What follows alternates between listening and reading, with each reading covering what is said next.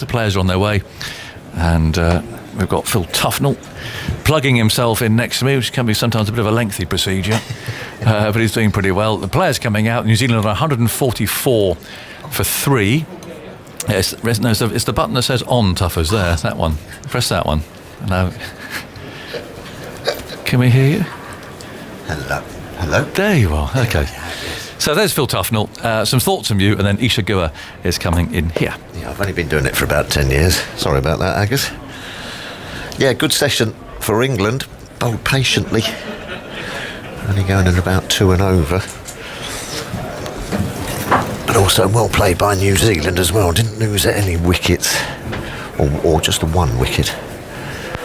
So all to play for in the 3rd session. Isha? Good test match cricket, that session. It really was. Hello, Tuffers. Good afternoon to everyone. Slightly darker here at Lord's after blue skies this morning. A few more clouds dotted around, a grey hue in the distance. Do you think it's bubbling up? Bubbling up. Do you think it's bubbling Well, up? we've seen some pretty dramatic skies here in the past. I remember a spell from Jofra Archer against Steve Smith when he was steaming in. Yes. Oh, 2 years ago. Edge of your seat stuff, wasn't and it? the clouds were swirling, and there was this really dramatic scene in front of us that was enthralling to watch. It was. Is that when he hit him? I think it was actually. Yeah, nasty blue. I think it was the spell before that, but obviously we know what happened afterwards. Yeah. So, New Zealand will resume 144 for 3. Devon Conway, what a debut it's been for him so far. He's on 71. He will continue. And Henry Nicholls in on 10. England having removed the dangerous Kane Williamson and Ross Taylor in the last session. Ollie Robinson, with 2 wickets on his debut, will open up from the nursery end for the first over after tea. A couple of slips in position. This will be his 12th over in Test cricket. Backward point cover, mid-off, mid-on, mid-wicket, and a man out at deep square and fine leg as well. Here he comes now, bowling over the wicket to the left-handed Conway, who's forward pressing and pushing to the offside. A lovely angled bat, high elbow, as we've seen across the course of his innings. And both sides have got themselves into a position where, if England get 2 or 3 wickets in this session, they'll be happy with 5 or 6 down. That'll be a good day. But then also, on the reverse of that, if New Zealand don't lose any wickets, or perhaps just 1 wicket, they'd have thought they'd have had a good day, because you imagine on a pitch like this, par would be about something over around 400 or a little bit more. It looks flat. On an angle, Robinson bowls full, wide of the off stump. Conway pushes forwards, steering it to extra cover, no run. Yeah, you would think that. Yeah. And New Zealand, when they batted first in the last couple of years, I think they've reached 400 quite a few times. I mean, they've got a very long batting lineup. Yeah.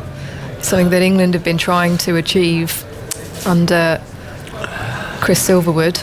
First innings runs. First innings runs. Yeah, always. That's exactly key, right, yep. Robinson turns at the top of his mark, running away from us. Here he comes, he bowls to Conway again. Defending, this time slightly straighter to Stuart Broad, who shuffles in. Yeah, the tactics don't change in Test match cricket. If you win the toss and bat, get a load of runners, please. But England stayed patient there. They bowled nicely in that session before tea. Didn't let New Zealand get away. Only 144 on the board. Couple of quick ones here. They've been in a good position. The tall frame of Robinson again in full, whipped to the leg side by Conway off the front foot, out to deep, back to square, down the slope, but well fielded out in the deep as they come back for 2. Ollie Pope out there.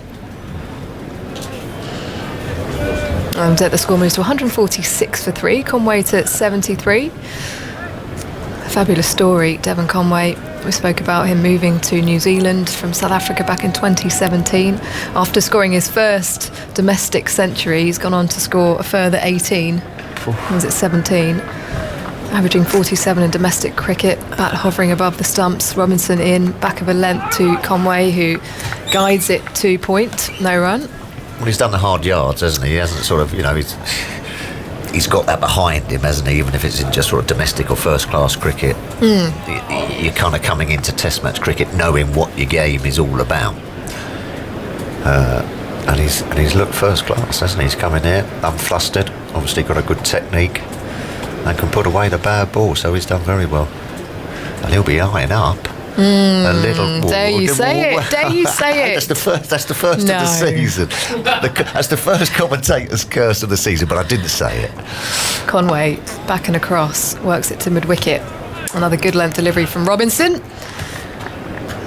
And that is the end of the over. 53 overs have been bowled here on day one of the first test of the summer. Yes. England against New Zealand, 146 for 3. New Zealand, the number 2 ranked side in the world. If they win this series by any margin, then they will go to the top of the charts above India. England need to win 2-0 to regain that number 2 spot.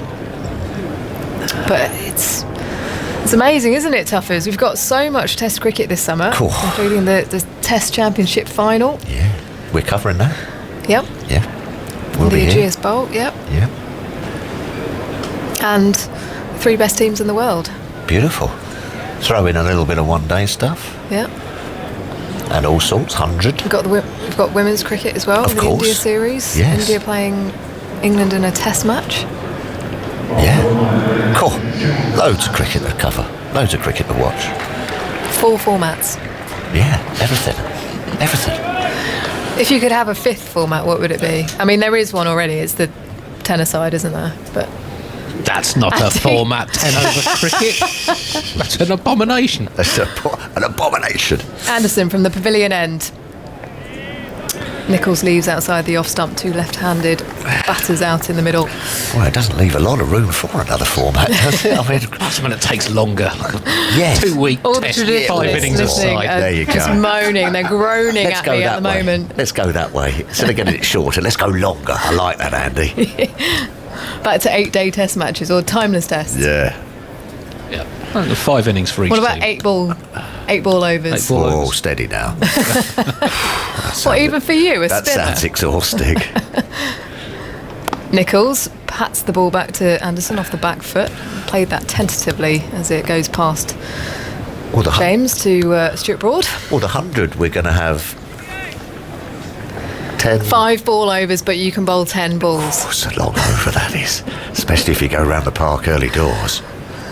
That's going to be interesting. But you wouldn't keep that bowler on No. if No, I know. But if you know they what I go- mean. get smashed, unless you're gambling. Yes. 2 slips in a gully in position for Anderson, bowling round the wicket to Nichols, allows that one to pass outside the off stump. Bowled a really good spell just after lunch, Jimmy, getting the ball shaping and moving down the slope, but then also the one that skids on. You could go for a lot in 10 balls. Aren't you glad you retired when you did? Oh, wow. Could go for about Me 80 too. odd. A couple of no balls in there and a wide or 2. Wow. You Yes. wouldn't have to bat though, Phil, unless your Lovely. team were really bad. Yeah, that's right. Lovely. Nichols crouches down, forward and works it to Close. mid-on. Tight call. He gets in with a throw from Mark Woods to the danger end. But that was close. I just wonder how close it would have been if it had hit. I'm saying gone. Good piece of fielding by Mark Wood. Saw it sort of very early. Let's have a look. Oh, it would have been tight. Might have just sneaked home, but now is the time not to get run out on a belter at Lord's. Yeah, you don't want to do that. Nichols turns and walks all the way down to the other end to Conway to have a quick chat to him. Well, it would have been his call. Yep. He was running to the danger end. Maybe an apology? Conway on 73? Yeah, perhaps. strike. Yeah, come on, mate. Nichols has moved to 11 though, 147 for 3 New Zealand as Anderson is back over the wicket to the left-hander. It's a short jab pull out to the deep square boundary from Conway. Back of a length delivery from Anderson as fine leg. Ollie Robinson down there runs over to his right to collect the ball and throw it in as they come back for 2. Conway to 75, 149 for 3. A little stat on Conway's debut performance, 75 not out now. It's the 3rd highest score by a Test debutant opening the batting at Lord's. And the only player to have scored more on debut as an opener on this ground, Andrew Strauss, who had 112 and 83. Yeah. Could have been another 100. Yes. That's driven by Conway this time past extra cover to his right. And push back for another 2 as it nearly reaches the boundary before it's picked up and thrown in. Run. 150 up for New Zealand, 151 for 3, Conway to 77. Sorry, Ish. Run out by Nasser Hussain, second innings, wasn't it? It was, and Nasser went on to get 100, didn't he? Yeah, thanks. And Skip. retire. And Yeah, retired. yeah. As he With all walked the off glory. pitch, essentially. Yeah, absolutely stuffed out of sight. So Conway is the highest score by a visiting Test debutant opener at Lord's, and the 5th highest score by any visiting player on Test debut against England at this ground. Sourav Ganguly's 131 on debut in 1996 for India is the highest. One of only 2 centuries by visiting debutants in Lord's Test. You're going early, Andy. He's on 77. Yeah, I'm just saying what's happened in the past. Yeah. Robinson also on debut. Well, it'll be a good start. What a start. 100 at Lord's on the honours board. We are talking it up. We are. We really are. All the New Zealand fans are saying pipe down as Robinson bowls outside the off stump. Henry Nicholls with an assertive leave, Yeah, raising his bat. expansive. Yeah. As he punches his chest out and leans forwards. Goes through to James Bracey. Facey Racy. One of those. Facey Lacey. He's done all right, hasn't he? Yep. Yeah. Yeah, he's looked pretty composed. In fact, he speaks in a pretty well-mannered, composed way. We interviewed him Very- on Tubbers yeah. and Vaughan, and he was. I heard. I heard it. was Very really- mature. Wasn't he just? He had his baseball cap on back to front though, which I'm not quite sure about. Nichols presses forwards. A couple of bounces to Robinson, who turns and shapes to throw, but then tosses the ball to mid-wicket. Having said that, I don't mind people wearing sunglasses indoors, so I'm not coming from a strong place there, really. But that's just to kind of hide your eyes, isn't it? After Well, no. probably the night before. Yes, there's a reason, perhaps. There's no reason to wear your cap backwards. Well, unless it's cool.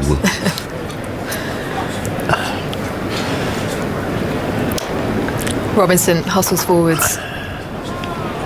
An easy leave on the back foot for Nichols. Angled across him. But obviously England think a lot of him. They've had him around in the setup, haven't they, for quite a long time now. Good lad, very keen. Been picking the senior players' his brains, they say, and practising hard when he's been in the bubbles. Yeah, What's the bubble called now?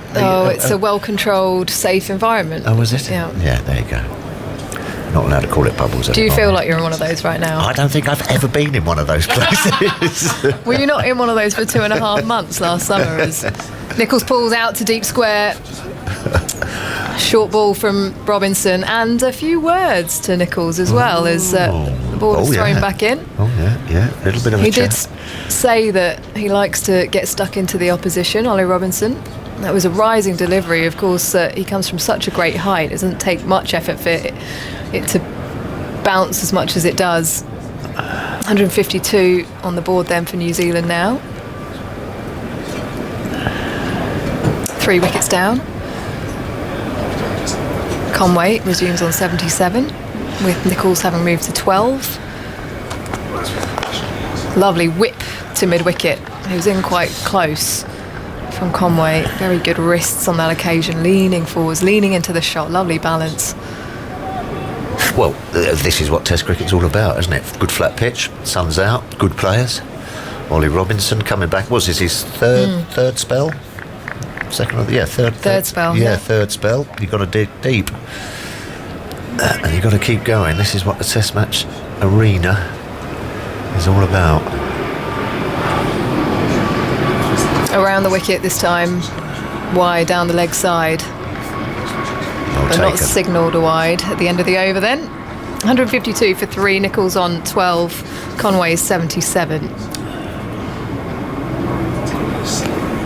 Was that an aeroplane? I can hear. Helicopter. Big red helicopter over to our left. Well, I hope that's heading over to the city, I think. That's not going anywhere serious. No. He recently became a father, Ollie Robinson. Back in September. Lovely. His dad plays for the England over 50s At cricket. oh, does he? Yeah. Well, I might get into that side. Mum's an avid cricket fan as Anderson round the wicket to Nicholls, working that to mid-wicket, no run. Stepdad Paul Farbrace. Is he? Taking it on a few cricket tours. Oh, right. I didn't know that.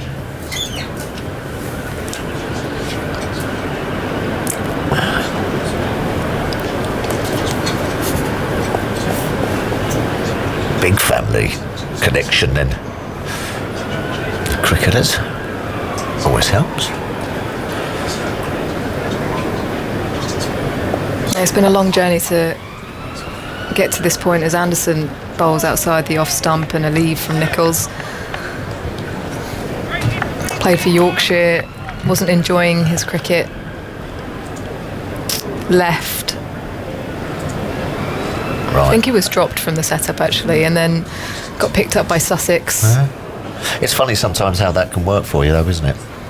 You know, just things aren't quite happening and a change of scenery, change of coaches and what have you, can Yeah. almost just something re-spark your kind of your career. Nicholls forward and covering the ball, head over the ball as he defends to extra cover, no run. God, it looks flat now. Yeah. I took the words out your... It's definitely not doing as much as it did after lunch. No, I took the words out your mouth there. No, with that, that's such an easy forward defensive there by Nicholls, all the time in the world just to get into the line and just sort of push it back to extra cover. And induced it as the ball's got a bit soft, probably, and a bit older. Good time to bat at the moment.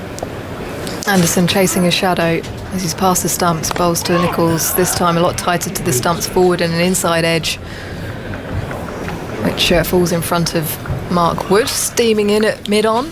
Always has so much energy in the field, doesn't he, Mark Wood? Yes, without doubt. On the complete other end of the spectrum, you look at James Anderson walking back to his mark. Grumpy. Quite a slow walk, but that is his walk. Yeah. Very chilled as he turns to face us. In he comes now, past the umpire, bowls. Nicholls, inside edge, onto the pad, drops out onto the offside. And it's Gully that collects the ball. Always probing away in that area. Receiving gentle applause from Joe Root, who's happy on those lines and lengths. Fairly sedate in the crowd at the moment. Phil? It's a warm afternoon. It is, Isn't it? yeah. A little bit of breeze. There is a bit of breeze for the swing bowlers to work with. Great to see so many people dotted around though. Isn't it just? Anderson bowls, left by Nicholls. End of the over then.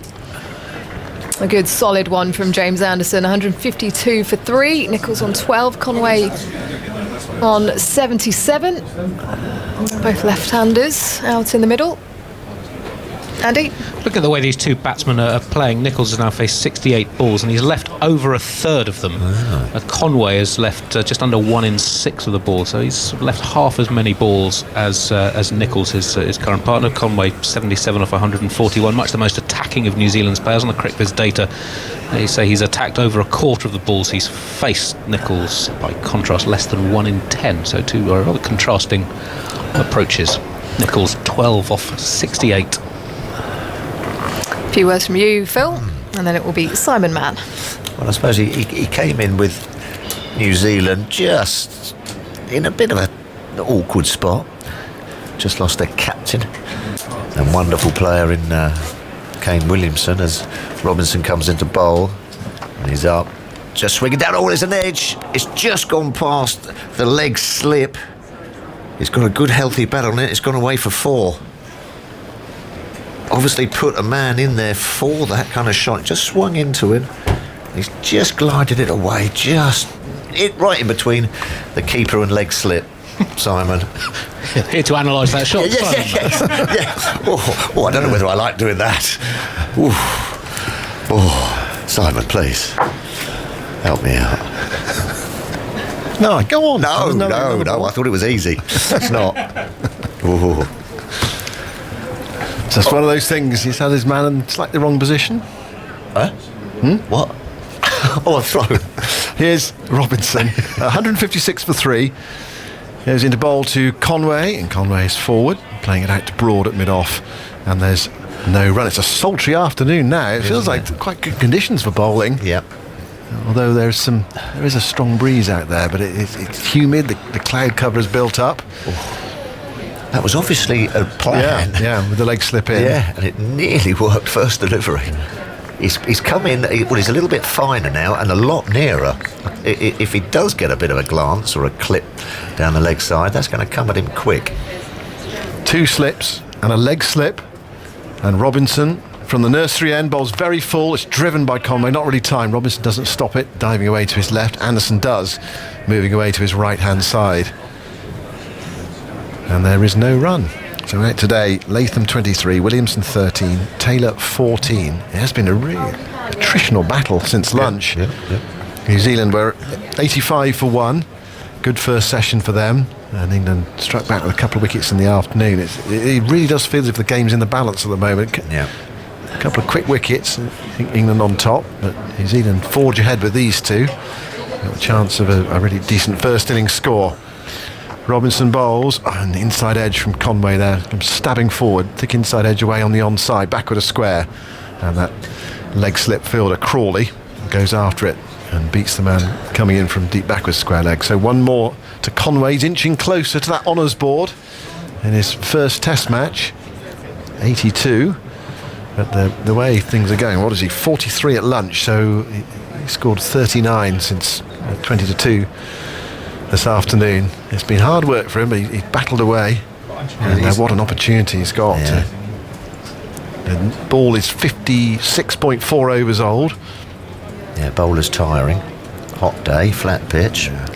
Don't think about it though. Don't think about it. Nicholls on 12, faces Robinson, and clipped away by Nicholls towards deep mid-wicket for a single. Not that I've ever had to think about it, even though, yes, when I was on 22 it did cross my mind in Madras.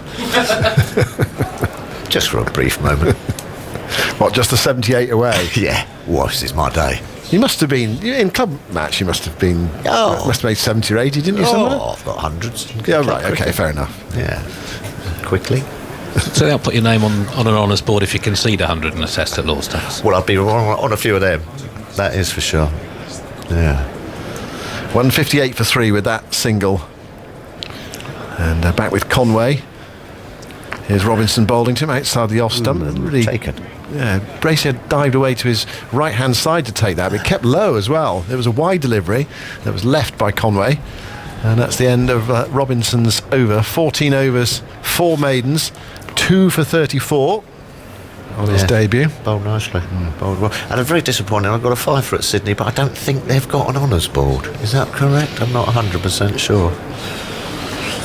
That'd be disappointing. Nor am I, actually. Yeah, there's one at the MCG, because there's a... Nor are you what? Hold on, what? On an honours board at the SCG? No, there is an honours board at the MCG, Oh, is but it? but there's one for... In one of the walkways, there's a massive highest score at the MCG by an overseas batsman, and Alistair Cook went past it on the last tour, so they were putting him up there. Yeah. I think they'd managed by the end of the test match. Here's Anderson bowling, nudged away into the onside by Nicholls for a single towards mid-on, and good running. Well, that's going to be awkward then, isn't it? Because they're going to have to change the whole sort of board, because you're not going to leave a gap, are you? If you're at the top of the honours board and then someone beats it. No, what? It's No, they take the. No, it's a sort of big You know what I'm saying? photograph of the name of the person who'd done it. So they have to take the person down and put someone else up. Yeah, I've got you now. so your photograph is in the trash at the back there. Yeah. Despite scoring 230 or whatever. Yeah. Binned. Just trying to remember who he beat, who he went past. Saltz will know. Oh, I'll have to check that. They do now have a. I've just checked. They do have an honours board at the SCG. Tuffers. Oh, well, went excellent. up recently. Oh, yes, excellent. Well, I hope it goes So back will he a be few on there years. retrospectively? Well, I hope so. Yeah. Here's Anderson bowling to Conway. Turns that into the onside towards mid-wicket. No, in my luck, not. Picked up by Crawley. And there is no run. Anderson up at 87 miles an hour. Yeah. Coming up to 4:30. Well, Wackers was saying that, by all the stats and the data that they take, he's fit. He's the fittest he's ever been, which is extraordinary. defying the laws of getting older. Bowling from the pavilion end of the ground in overcast conditions. Goes in and bowls, and that's turned away nicely. It was a missed field at mid-wicket. It's going for 4. Up to the grandstand. There's a dive from Crawley away to his right-hand side. He just seemed to dive over the top of it. Yeah. It was well struck by Conway. It was timed nicely, but it was one of those you feel you should stop, really. Yeah, it wasn't a sprawling dive, was it? It was just sort of like going down with both hands. So I think that could have been classed as a misfield, but he struck it nicely. Misfield. Yeah. His hands went right over the top of the ball. Yeah, like the Sydney Harbour Bridge. But Anderson won't like that either. well, no, or giving him a little look as well. But you're entitled to that if you're James Anderson, I suppose. But nicely timed again. 163 for 3. Looks decent, doesn't he, Conway? Conway to 86. Anderson bowls to him, and Conway tries to drag that from outside the off stump. Low drag, hits it hard into the square, and it goes bobbling out towards Crawley. This time he fields it. It was actually a far more straightforward piece of fielding to pull off. Yeah, first real sort of false shot we've seen from him. He had a little waft at a couple from Mark Wood from short, didn't he? And that one was an ugly looking shot, really. Only going to get him in trouble trying to pull it from a foot outside off stump. Anderson's in his 14th over. He's taken 1 for 41. 2 slips and the gully go down. Anderson round the wicket to bowl. And forward goes Conway, plays it back down the pitch. Anderson stops. And there is no run. So Anderson's inching towards 1,000 first-class wickets. Yeah. I think he was 8 away, was it, before the start of this match? Yeah, most of those are test wickets as well. 615 of them. Which is tasty. Yeah. How many wickets do you get in your career? 1,000? 1,100? Yeah. No, yeah. 1,000 and something around that. Anderson past umpire Goff to Conway. Conway hits it firmly into a gap on the onside, up towards the Warner stand. It's a chase for Crawley. Didn't time it perfectly, so he's able to haul it in a few metres inside the rope. But Conway takes 3, so a very profitable over for him. And he's also going to be on strike for the next over. 166 for 3. And he's moving towards the 90s now. 89 to Conway and 14 to Henry Nicholls. Jeremy Coney was saying at the start of the day, he's playing that lead up. He said, we're talking about Conway. He said, once in 4 innings he'll hurt England. Well, he's hurting them at the moment. Yeah, he is indeed. How do you celebrate that, I wonder, though, on your debut 100, first day of the test? How do you then go about raising a glass to yourself? I don't suppose they do nowadays. Oh, what do you mean afterwards? Well, yeah, I thought you tonight. meant celebrating out on the ground I'm saying later tonight. Yeah. Well, I think we know how you would have celebrated. Here's Robinson bowling to Conway. He comes leaning forward and opening the face and running it down to backward point, where it's picked up by Burns. And there's no run. Well, how did you celebrate your first fifer? Or can you not say? You can't say, right? Early night. Early night. It was during the game, of course. Very professional. 166 for 3. With a cake. He's done well, though. Batted nicely. Looked very organised, doesn't he? Perhaps that sort of full ball, looking to punch it through the offside. Robinson bowls to him and he holds the bat there and guides it down to the third boundary for 4. Down towards the visitors' dressing room, allowing Robinson to come to him. Deftly played, finding the gap between second slip and backward point, and he's speeding his way to 100 here. Yeah, so he looks very good there. He doesn't poke out at it, but it's a little bit fuller just early on. He's played a couple of sort of open, sort of wristed off drives with not a lot of feet movement, but apart from that, hasn't got many weaknesses by the look of it. There's a look over his right shoulder towards deep forward square leg. There's a man there. Underneath old Father Time.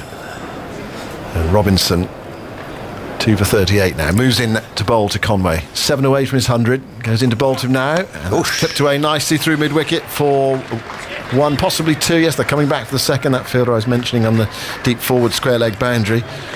Ollie Pope goes away to his right. Sends in the return. Took that off middle and off almost, doesn't he? Looks like he's trying to get there quickly. So he's 95 now. So that's what, 12 runs off about 5 balls, something like that. It feels like it. The last 5 balls, is it? Well, 17 off his last 13. Yeah. He's up to 95, so he's a blow away. We haven't seen a 6 today. No. Here's Robinson. Into bowl to Conway. That's full, driven firmly. Robinson half stops it in his follow through, deflects it up towards Anderson, fielding it mid on. And there is no run. 172 for 3. It's moving towards New Zealand again now after England picked up those. That third wicket at 114 when Ross Taylor was out. It's a decent pitch. There is just enough there for the bowlers to work with, but generally you feel it's a batting day today. Well, when that ball gets old, I say just after lunch, England bowled very well, didn't they? They got it swinging, got it nipping about a bit. Ollie Robinson got it nipping about. Robinson bowls outside the off stump to Conway, leans forward, lets that one go. There's a lot of space open on that offside if he wanted to have a go at that, Conway. It wasn't quite the length to do so. God, what would he be feeling now if you're looking at that score? Hold on a minute, I'm on my debut, I'm at Lords, I'm 195. Breathe. I mean, it should be a wonderful feeling, shouldn't it? But you'll also be, you'll be so, obviously, you're nervous as well. You're on the point of achieving something huge in the game. Yeah. Here's Robinson to bowl to him and pushes a single into the offside, dropping it into the offside, short of Burns. He has to come in from backward point. He's good there. He's very good there. And he's also taken the bowling. He's 96 not out. And it's 173 for 3. And he's played, he's been very assured all day, but he's played the last 15 minutes or so nice and fluently as well. And we talk about the nervous 90s, but he's zipping along at the moment. 25 off 26 balls since tea. In between lunch and tea, had 28 off 69 after a brisk start. I think it's appropriate that Jeremy Coney is coming in alongside me with Conway 4 away from 100 on debut. And Root marshalling the traffic now. He's obviously conscious, trying to make it as hard as possible if he can for Conway to get the 4 he needs. What Root has done as well is he's brought back Mark Wood. We saw Wood earlier hit Conway twice with short balls, so it might well be that he's just going to say to Wood, just bang it in and see what happens. There's a man back at. Well, let's wait to see what he's coming up with here, actually, because fielders are still moving it here, there and everywhere. What I can tell you, that there's a fly third in, fine as well.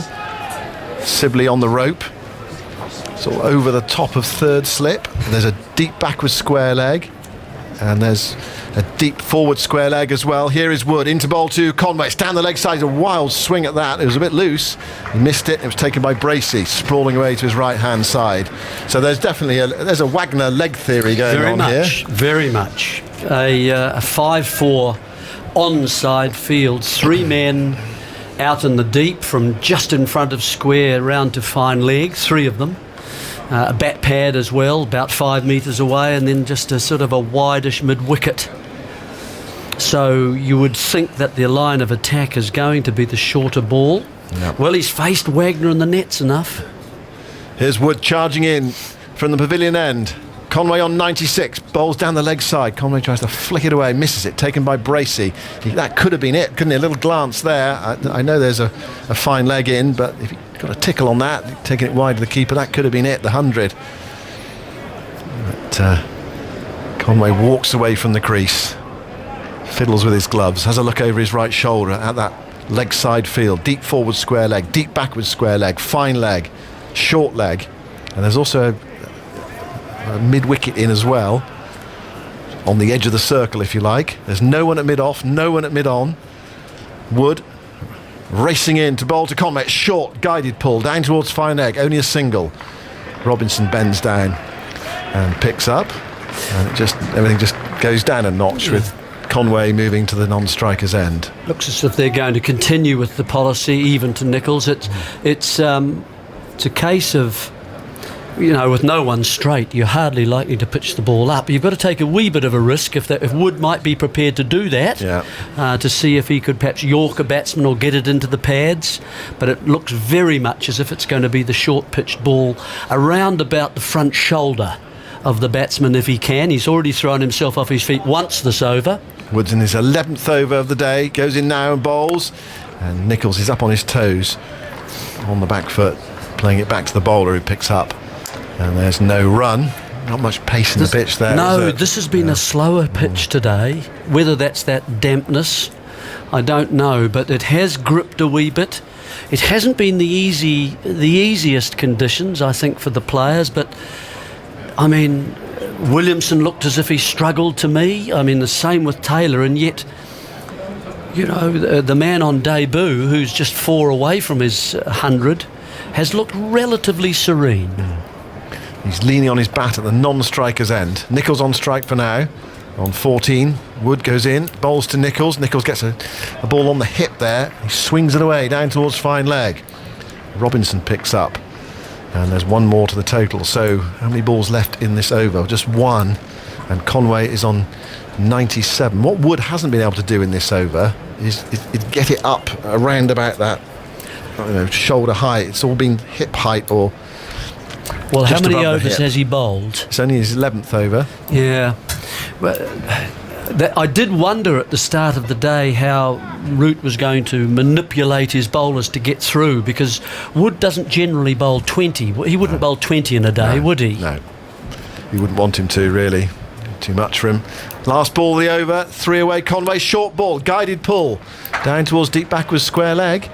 And it's picked up by Crawley, and it is only a single, but that's good enough for Conway because it takes him to 98, and it also means he is back on strike for the next over. So 175 for 3. Woods through 11 overs, 0 for 30. More from you, Jeremy, and then Jonathan Agnew is coming in. So I think that adds to the actual innings, not just the fact that Devon Conway has had to confront Lords and the excitement of that and the importance of that and the history of that, but also obviously the English bowlers, 2 very experienced players in Broad and Anderson, the ball moving and nibbling around a little bit, slightly slower pitch, has looked a wee bit uncomfortable pushing out a couple of times and had the ball run through that cordon along the ground. To be fair to him, hasn't created a chance, I don't think, yet, but he's played around the ground from those pull shots to lovely drives through the covers at times. Conway's on 98 and Robinson's on his way, lumbering in. He bowls him outside the off-stump, a ball that keeps rather low, and Bracey looks at that, might come up a yard or two because that bounced some distance in front of him. And now Nicholls comes down. He's been here before. He knows what this feeling is like. I don't think Kettleborough's keen on the follow-through, is he? No. And Robinson had the problem actually from the other end as well. It's very difficult, actually, right arm round to get off the pitch, isn't it? It's not a natural thing to do. That slope will just be taking him That's true. that way too, won't it? So Robinson again. Long strides, runs in. Conway's on 98. He bowls, it's full, it's flicked away with a flourish into the leg side. What a wonderful shot. And a really good way to reach a first Test century. You'll take it anyway, frankly, but with a shot like that, with your back foot off the ground, and a real flourish of the bat, well, he'll remember that for the rest of his life. 100 at Lords in his first Test. A dismissive flick, flamingo style, through deep backward square leg. And Devon Conway's got his first Test 100, and he's kissing his New Zealand badge, he's mopping his brow, and he's getting a standing ovation from the 6,500 that are here, plus his teammates all on the balcony to say well played. But the man himself, absolutely impassive. Look, not really even, I'm sure inside he's feeling it, a little pickup, as you say, but that back leg coming around as well. All his teammates out on the balcony, raised, standing, and so pleased for the man. Almost said young man, 30. Yes. In goes Robinson again, bowls to him, and he flicks again with that back leg off the ground. He went for, I thought he'd gone for 4 previously, actually went for 6. That flamingo shot. It just signalled, I think they took a replay and checked. He got to his 100 with a 6, with his back leg off the ground. So we were seeing that for a little while, but he gave it a real nudge. And not really the shot we've seen him play throughout the innings, to be fair. But he saw that on its way, biffed it over deep square leg for 6. Sort of like Dhoni-like, wasn't it? Yes. That helicopter shot that he used Peterson. to play. Yeah. Yes. Oh, wonderful stroke. And with the man out there as well. 181 for 3. He's on 103, therefore.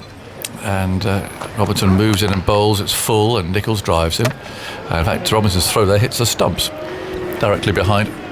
You're signalling 4. Well, I saw the umpire signal, certainly on TV, they had it coming up as 6, Andrew. I think the umpire signal 4. TV put 6 up.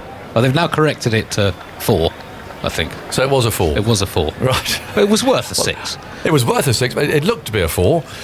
But certainly, yes, our monitors here showed 6 there briefly, which was exciting. No, it was a 4, we think. For sure. 2 for artistic. I think 2 for artistic impression. Definitely so. He gets definitely 2 for that. In goes Robinson, and he bowls, and that's nudged away from that same sort of area, really, by Nicholls, who's tucked him away for 4 through mid-wicket. That's definitely gone for 4.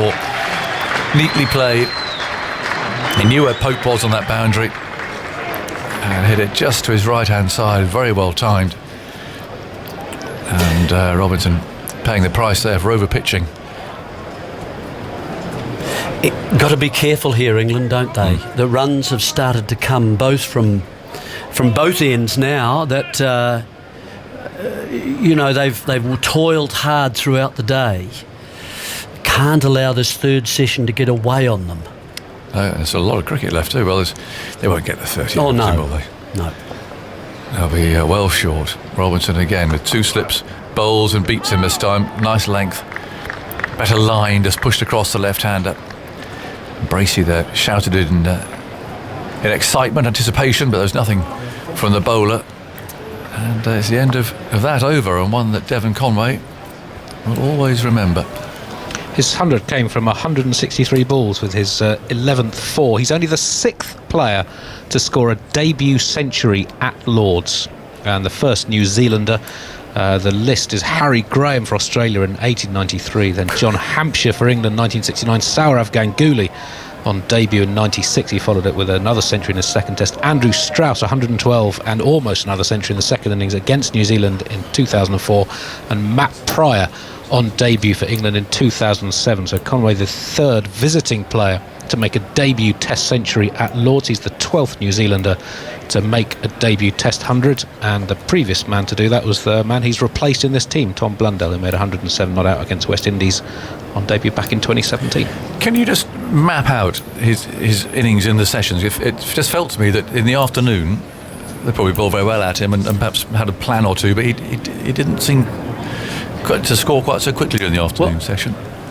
He had 43 off 62 at lunch, then 28 off 69 between lunch and tea, and since tea another 32 runs off 33 balls. So it was a quiet afternoon. He's becalmed. He had a big lunch or something. Yeah, but he's fine after tea. Oh yes, absolutely. Fluence is returned, isn't it?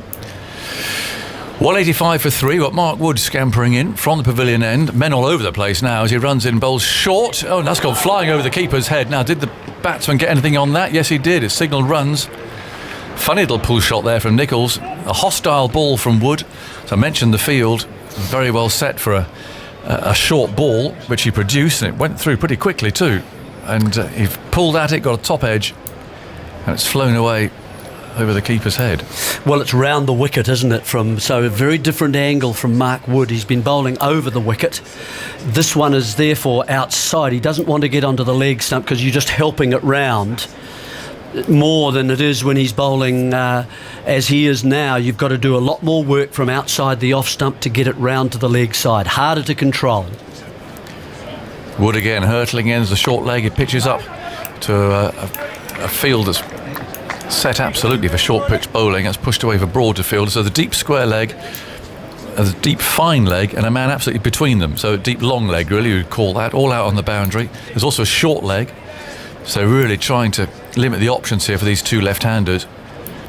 Conway 107, Nicholls 19. There's a slip and a gully. There's also a very fine third man. So this field has got hostility written all over it. 107 to Conway, and Wood again comes tearing in. It's there and he bowls short, he pulls and short leg ducks. Now has he got the gap? He has absolutely brilliantly found the gap between deep square leg and long leg. Neither of them could get there, and it must be only 20 yards between them, maybe 25, and he's absolutely penetrated it. Yeah, just again quite hard to get as a left-hander to get the ball from outside your off stump around to, pretty hard to get it fine to that fine man. That one went sort of just backward of square, didn't it, between the two men you spoke about last. It seems a bit like an air of desperation about this sort of field. Yeah, and it seems to me also, it just underlines how good Wagner is at doing this. It's not easy to bowl this way. No, it's not. If you're not accustomed to it, you don't kind of get that same angle from the surface of the pitch. Well, Root here, rather like Douglas like Jardine changing. in 32-33, is that we're changing, lads, away from body line, and we're going to pitch the ball up and bowl normally again. So it's everyone's shuffling round now, and it's business as usual. He didn't like the look of that, and I think he's right. It shouldn't really have been pursued any longer. Pitch is slow. Wood's bowled flat out for as long as he has done. Now he's on to his 12th over. It just didn't feel right, did it? No, it didn't. So we're back to two slips and a gully. I don't think Wood was happy about it either. Two slips a gully, and normal service resumes. He comes in, bowls fuller, and that's driven by Conway to cover. Looks very comfortable on the front foot, doesn't he? He gets there very quickly, and even though Wood is really putting it in those first spells when he was bowling 93, 94, I think you were saying, Andy, he got onto the front foot and was comfortable in stroking it through the offside. It was the odd short ball that made him look a wee bit uncomfortable. That was all because of lack of bounce.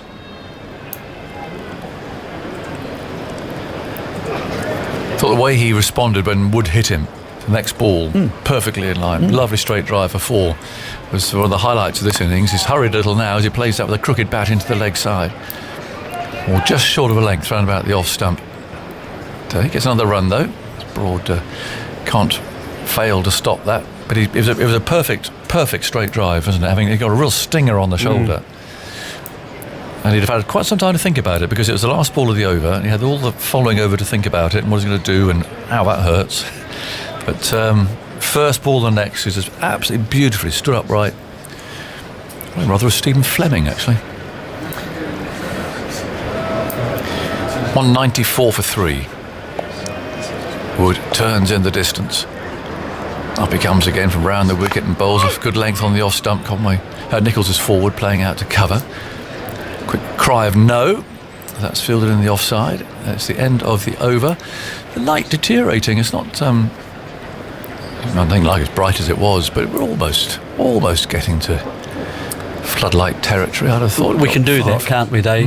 Well, they're up already. They're ready to go. Okay. Yep. They've raised them Yep. for the first time in a while, I suspect.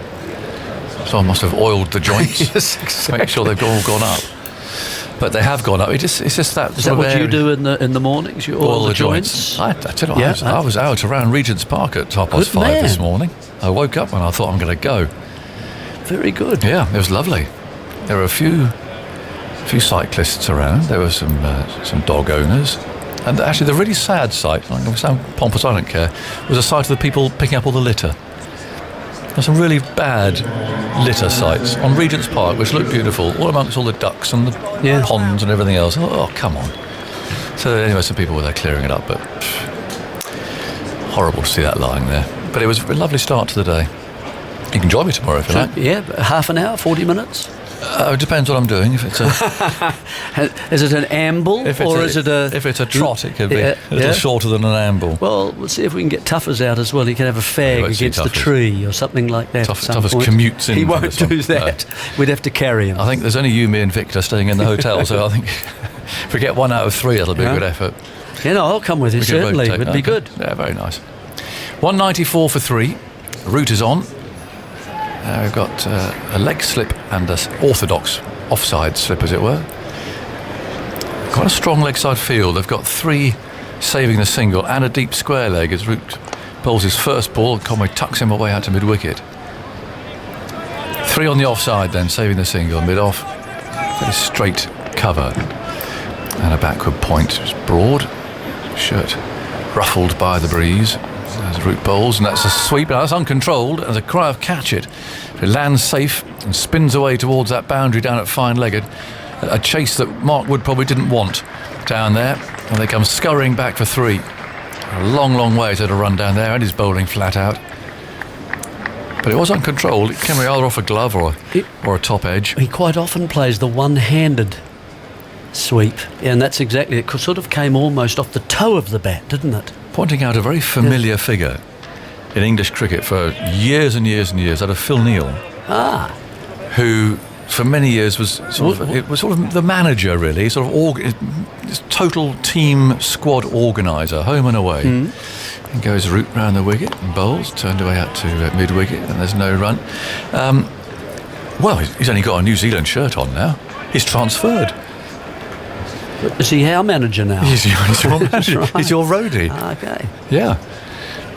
Root round the wicket, bowls, he's down the pitch, driving hard, almost deflecting that into the stumps. And Conway had to dive back into his ground there. That would have been a sad way to end it. But I don't think it was intentional by Root to deflect the ball in that direction. It was hit very hard by Nicholls. But it'd be interesting to see a replay, see whether Conway was actually out of his ground or not. He nutmegged the umpire. Then goes Root again round the wicket. Bowls that low arm, swung away out to deep square leg, straight to Wood this time. Yes, after all those years of service, he was the man who counted all the bags out and all the bags in and organised all the transport and everything. So, but yeah, he's retired from England and he's wearing one of your black shirts. Well, It'll run like clockwork, I can guarantee you that. You won't get any lost bags on... logistics. Oh, yes. No lost bags on Phil Neal's watch. Here's the next one from Root. Punched down the ground to Anderson at mid-on. No run, end of the over. 198 for 4. There's an hour and 35 minutes of cricket left. England's over 8. Very slow. 27 overs remaining. I think Chris Broad will be knocking on Joe Root's door later if he keeps this up over the match. Because it's the captains who carry the can these days, and quite rightly so. But, 17 overs to the next new ball. yes, they should get that, shouldn't they? They're just get it. depends on how many overs Root bowls, of course. Yeah. Yeah. So There's always Lawrence who bowls with off spin. Yeah. So let's look at that run out. Possible. Oh, I think he's just in. Yeah. Just in. Just grounded his bat. But, the ball didn't hit the stumps anyway, but a bit of excitement. Wood's going to continue. We're back on plan A here. We have 2 men out and 2 slips. And he's bowling to the left-handed Conway, who's forward, wanting a single, but it's not there as he plays to Broad at mid-on. It's a sun hat on, but no bandana. Have you noticed? Stuart Broad's lucky bandana wearing last summer. He had that incredible run. He also wore it in the winter as well, of course. So overall, Andy, what were that bandana's stats? We need to know. He wore it from the second test of last summer.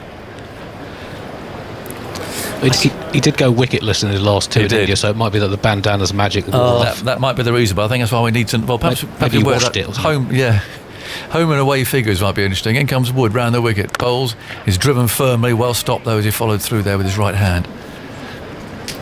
No, he wore it. He wore it last summer because in COVID times hadn't been the the hair grew. hairdressers. The hair grew. Yes. So he wore a bandana. So did some others too. He wore a white bandana. Burns looks as if he's Burns has kept his. yes. And de Grandhomme, who we mentioned. De Grandhomme with the big mullet. the big mullet instead of the big man. I'm looking forward to seeing the big man. Yeah. Anyway, Broad put his on for the second match and had that incredible run in the summer. Took it with him to Sri Lanka and India, but it didn't quite have the same magical effect. It's not necessarily surprising. In comes Wood, bowls, and wristily turned away to mid-wicket to Pope. So anyway, he's binned it now. It's probably, hopefully, he's I auctioned suppose it off lots for of them, charity. if that was the case, if quite a few of them would have Who else did? Ben had to alter Stokes their- yeah. had one. Ollie Pope had one. all the same. Joe Root same. had one. Thin No. ones, wide ones, No. coloured ones. I think Stokes had a sort of a beaded one. Oh, Yeah.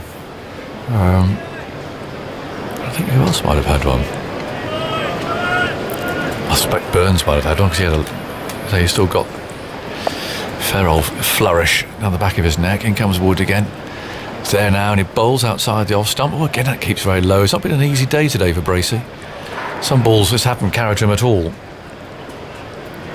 There's been a handful of buys, but he's done a pretty tidy job so far. Certainly hasn't dropped anything.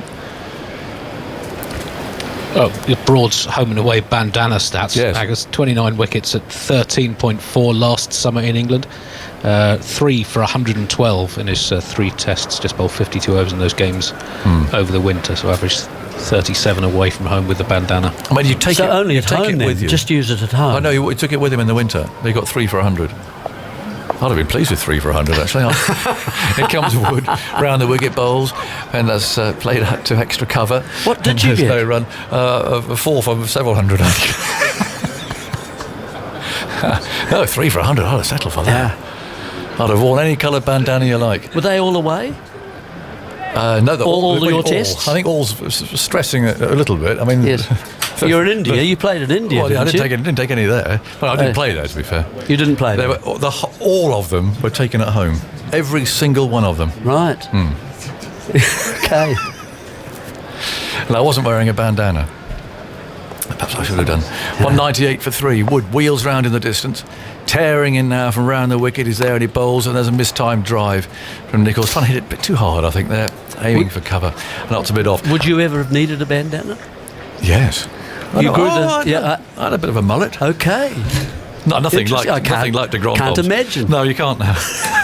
Those days are gone, as they are for most people in this box, if we're honest. Oh, no, I don't know about Andy. No, Andy Zoltzman, Yeah. he's probably a 2 bandana man. Yeah. Jeremy, thoughts from you, and then Dan Norcross is coming in. Fantastic 100 for Devon Conway, though. Really, I mean, he's almost batted as many deliveries as the rest of the New Zealand innings. He's played some lovely shots through the offside, some back foot shots into the leg side, particularly anything that's been up on about middle stump he's looked to drag across and comfortably into the leg side as well. Just a lovely series of shots around the ground. Root is in to him, and forward in defence comes Conway, works that to short mid-wicket, and there's no run. He has 115 out of a total of 198 for 3. Well, he's got 200s to his credit already, and 300s. Root in, and it's on the pads, and worked across that front pad into the ground as a momentary ooh and an ah. That's about as good as it's getting for England at the moment since they picked up that 3rd wicket of Ross Taylor. LBW to Robinson seems a while ago now. As forward in defence again comes Conway, pushes out the offside. Bracey trots round from behind the stumps to field. Yeah, 3 for 114, Dan, is kind of parity, isn't it? And it's all on. Especially on 3 this for pitch. 200. 3 for 200 now. A little different. Root in, tossed up, driven in the air to short. Extra cover where a good diving stop prevents a run. A bump ball into the ground. This knowledgeable crowd, I don't always say that, but this knowledgeable crowd didn't cheer for it, I'm pleased to say. Forward again comes Conway, pushes into the offside. Again, it's picked up short extra cover. Again, there's no run. They passed their test. They have. And like I say, they don't always. You know, I'm not going to name any names. Or telephone numbers. Don't take me down that No. path. Root in, again defended around that front pad. There's been no real turn for Root, and it's worked into the onside, where it is picked up by Crawley, and there is no run. End of a tidy over from Root. 198 for 3. A maiden over. Is that his first maiden, I think? Conway 115. Nichols, been a bit more stodgy.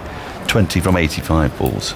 Yes, that was Root's first maiden. Woods bowled 5, so back-to-back maidens from England after a run in which New Zealand had scored heavily over a sort of 10-over period after tea. Just before I let you go, the 114 for 3 at that point, England's attack just looked a little exposed, didn't you feel? Because the seamers had sort of bowled through, and that's when Root had to bring himself on. It was a precise moment as captain. You don't really want to be doing that. You want to be able to attack, don't you? That's right. And that's the issue, isn't it, about your all-rounder. That it underlines all that, the value of players like that. I said earlier, Botham, Flintoff, and now Stokes, and it's very hard to replace those. You either bat your keeper at number 6 to have your 5 bowlers, your 4 and 1, something like that. But the value of an all-rounder cannot be emphasised enough, and I think that's really what we're seeing today. Root doesn't really, I think, want to be bowling. Yeah.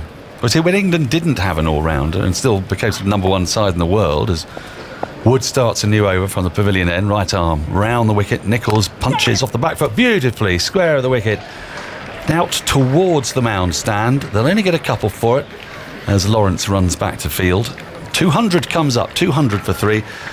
Was it England had Graham Swan, so they could have the 3 seamers at Swan. They could have bowling for some 22, 23 overs on the first day, and England don't have that. Very Australian, isn't it? Yeah, with Lyon and then the 3 seamers. 200 up, as I say. Jeremy Coney is going to depart. He will rejoin us towards the close of play, and Vic Marks will come in beside me. With New Zealand going very well indeed, Wood rushes in round the wicket to Nichols. Nichols lets this go by. He's left really well today, and that goes to low to Bracey, as so many balls have done. He's had a tough day with the gloves, James Bracey. He hasn't had a bad day. It's not been easy to keep wicket. It seldom is at Lord's, but it's even been a little bit more difficult, it seems to me, as he's taken some around about shoulder height, some around about waist height, and quite a lot down in front of his ankles, even when Wood is bowling at 92, 93 miles an hour. It's not really flying through to the keeper's gloves, although he's standing a fair way back. We've got 2 slips backward, point, cover, and a mid-off on the offside as Wood runs in. And Nichols just works his foolish ball across his pads out into the onside. It's picked up at mid-wicket. There is that mid-wicket. There's a mid-on. It's a deep, very square leg, and a long leg. That is your field as Vic Marks comes and sits beside me, with New Zealand in a strong position. I think one that we could have anticipated when they won the toss on a bright sunny day on a pitch that wasn't doing a great deal, but they still got to score the runs. And Devon Conway has been mighty impressive on his debut. The tempo's changed, hasn't it? I mean, New Zealand crawled in the middle session. Here's Wood again. Nichols gets a bouncer, a slightly florid bouncer, wide outside the off stump, left alone. There was really no need to have anything to do with that, and Nichols has been very good at deciding to have nothing to do with quite a lot of things. Yeah, I mean, Kiwis lost a couple of wickets in that middle session and didn't make much progress, but they just battled it out. Nichols has taken his time. Conway took his time in that middle session. I think he only scored 28 in that session. But somehow they've managed to accelerate. Conway's freed up a bit now, especially now he's got past 3 figures. I mean, what a find he's going to be. I mean, Jeremy Coney was talking about that before the game started, almost predicted this. Wood in, and Nichols defends a fuller ball this time to a wide mid-off on the front foot, and there is no run. He did say, actually, he's gone now. No, he's still there. No, he's still there. Yeah. He said he'll hit you 1 in 4. So can we get a cast iron assurance from Jeremy that you won't do this again? No, I don't think so myself. No. I mean, he's looked terrific. He's looked so calm. He's a debutant. He missed his first ball, having had to wait a dozen minutes for it. Yep. And thereafter, okay, he's played and missed occasionally, but he's looked composed, easy, orthodox way of batting, times the ball beautifully, and you feel that he could accelerate. Wood in, forward in defence comes Nichols, but firm, solid, positive defence, and pushes into the offside.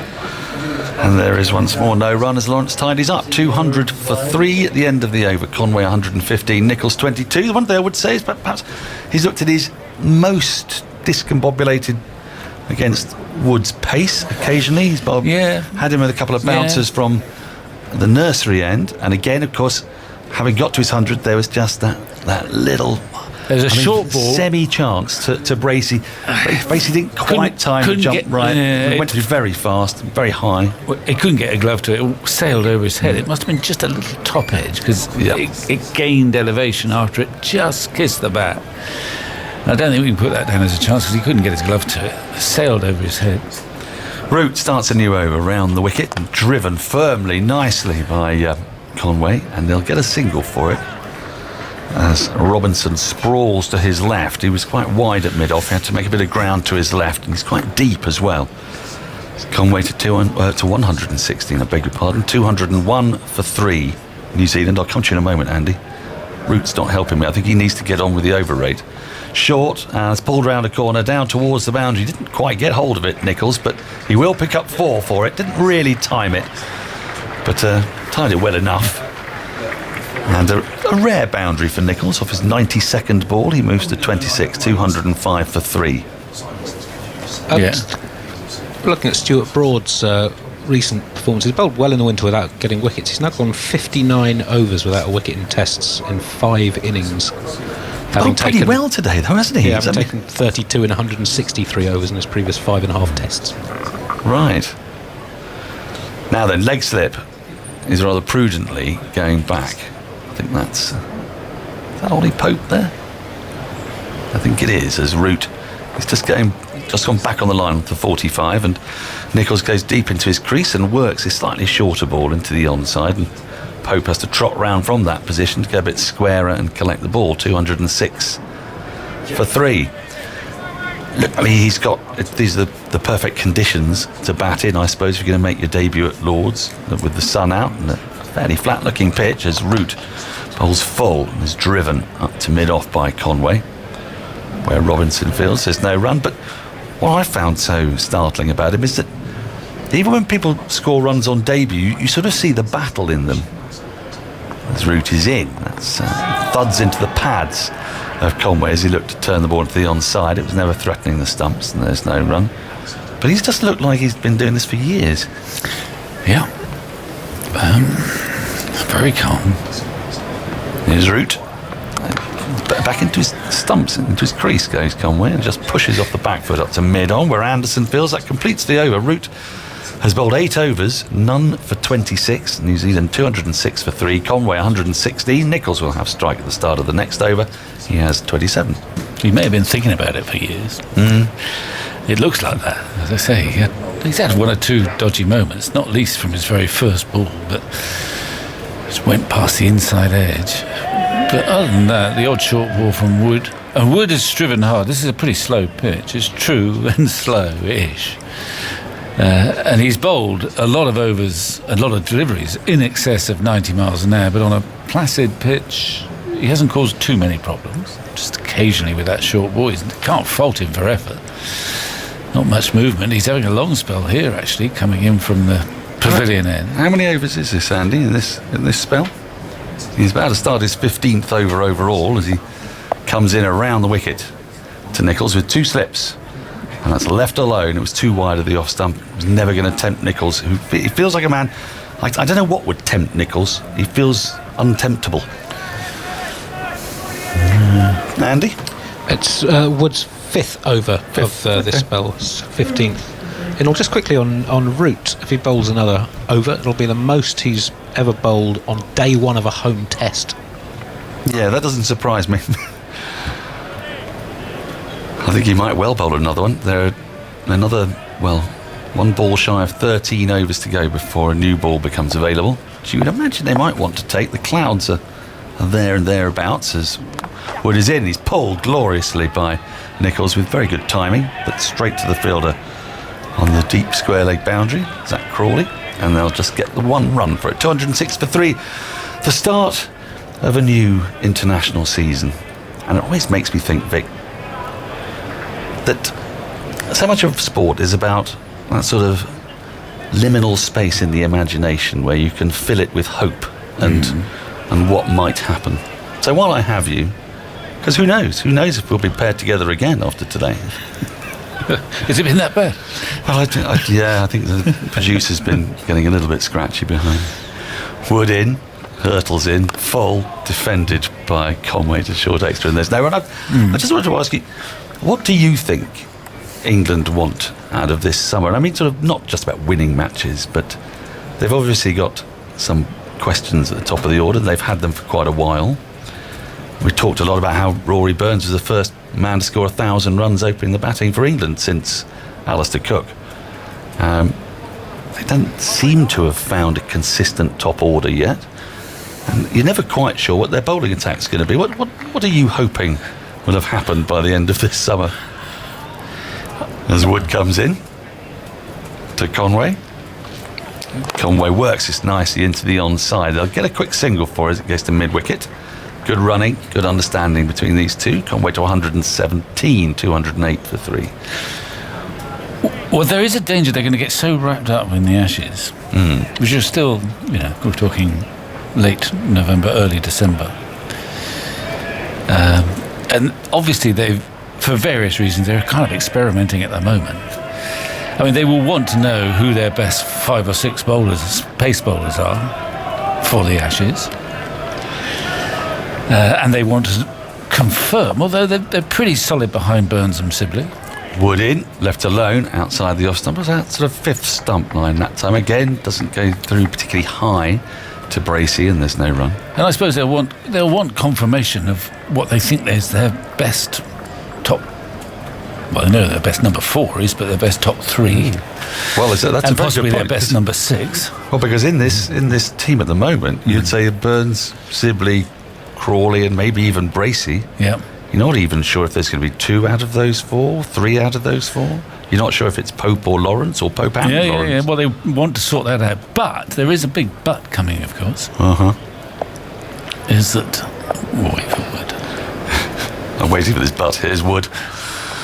That's again left alone. Almost identical delivery. And Nicholls cannot and will not be tempted into a rash shot. 208 for 3 at the end of the 68th over. Conway 117. Nicholls has 28. But they also want to go into the Ashes, or into any series, with a winning side. So you don't want to experiment too much to jeopardise the results. You want the team to be used to winning as opposed to losing as they head off in what is historically, without doubt, the hardest tour, I think.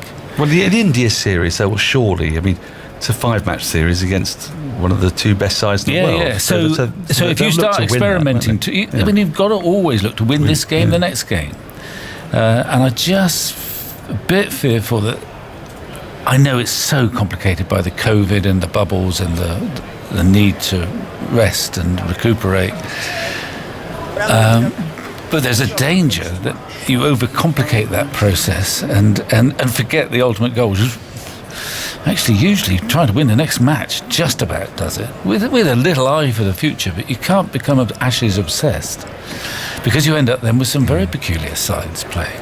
But do you find it? I mean, England do seem to be one of the least settled sides in the world in a way. I mean, there is a certain stability there because they know their squadron of about 18, I suppose, right? Because they spent so long in bubbles together. Yes. So in that sense, they're not, That's quite a lot to be choosing 11s from. It is. And of course, theoretically, you love the thought we've got 18 who could all play Test cricket. I'm not sure it's quite that simple because there is there's a better, stronger side and there's a weaker side when you do that. Jimmy Anderson from the nursery end starting a new spell. He's replaced Root, so Root will have to wait for that 9th over, and Anderson's first ball and outside the off stump swings into the gloves of Bracey. Sorry, I read my stat wrong. Actually, it would be the most he's ever bowled on the first day of a Test match anywhere, and in fact in his 53 previous Tests at home, on day 1 he's bowled a total of 11 overs. So wow. Yeah.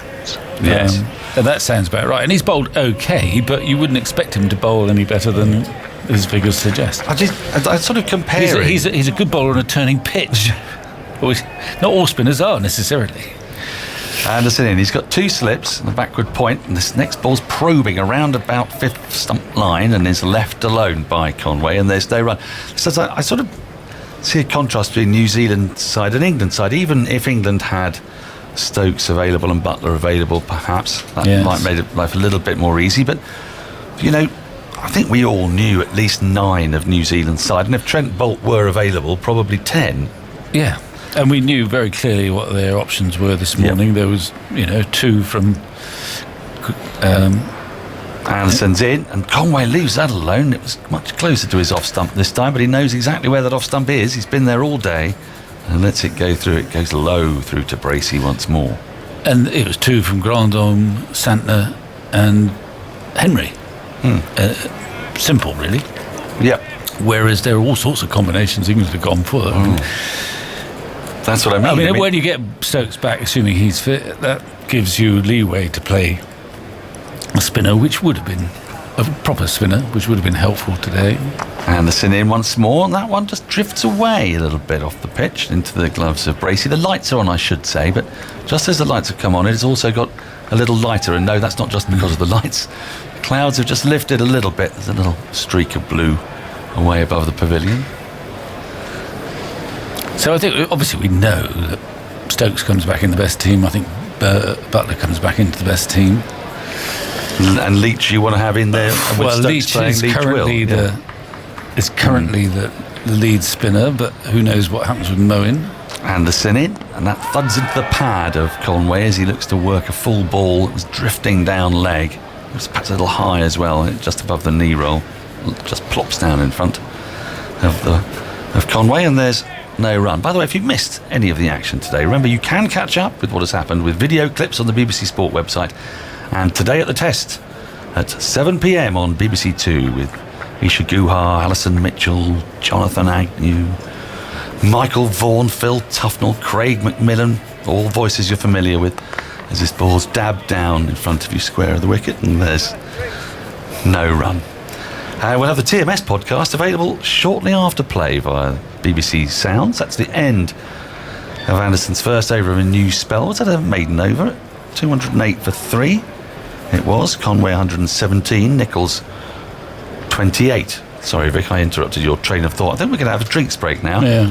It's an unusual time for a drinks break, you may be thinking, but it's because every last session now goes on till 6:30. So we have drinks around about 5:15, which is the midway point. England's over rate is not great. 69 overs have been bowled, 21 more today, which won't get bowled. Craig Overton's out there. I think he's out there instead of Robinson, probably. So that's the sort of number 8 bowler who can bat replacement. Well, yeah, except for he can't bowl or bat in this Today, match. no, but he yeah. can't. No, he can't. They have He can't. similar. I think there may be a few chats with Robinson after his first day. He's had a good first day with the ball. So yeah, I agree with you. England are not sure what their best side is. They've got a fair idea what their very best side is with Stokes, Butler, and. But have they? I mean, But then they're they at the top don't of the quite order, know. They don't quite know either when you go away from home. Broad and Anderson, or Anderson. Or maybe, day-night test, Broad Yeah, yeah. and Anderson, but not, therefore, perhaps either in the first but test if you want them fresh. I think you've got to cope with that come the winter. And for the moment, and I'm sure they will say this now, that they've got to prioritise getting their best teams together to win test matches this summer. I mean, the home advantage supposedly, although that's not going to worry the Kiwis, for example. I mean, No. if it's Kiwis are used to playing on green pitches. In fact, they turned up at Lords and found a traditional batsman pretty friendly Although, test pitch. I believe, Andy might be able to confirm this, in the last 4 or 5 years, New Zealand has been the best place to bat. It's got the highest average. Has it? Green pitches, but ball doesn't seem to do a great deal. Okay. And a lot of runs have been scored out in Yeah. New Zealand. And I think it actually shows a bit that England play on some slightly more sporting wickets and almost bat as if they're playing on sporting wickets sometimes, whereas New Zealand have dug in today. They've got this method that I think in a way is kind of fashioned out of the image of Kane Williamson, it seems to me. A sort of functional, but they play everything late. They're not Well, hurried. Nicholls will leave yeah. the ball, and on they will grind you. Anyway, There's you a could few grinders to come, man. You could ruminate. Well, we got BJ Watling. Exactly. Santner's not unfamiliar. Only Colin de Grandhomme is really the is ungrindy. I mean, there's some I leave serious- you to ruminate on Okay. this because Simon's going to come and replace me as the players are just about finishing drinks. The rumination is almost complete. Let's go to the scoreboard. 208 for 3, 69 overs. Problems for Root. He's having a chat with his senior pacemen, Broad and Anderson.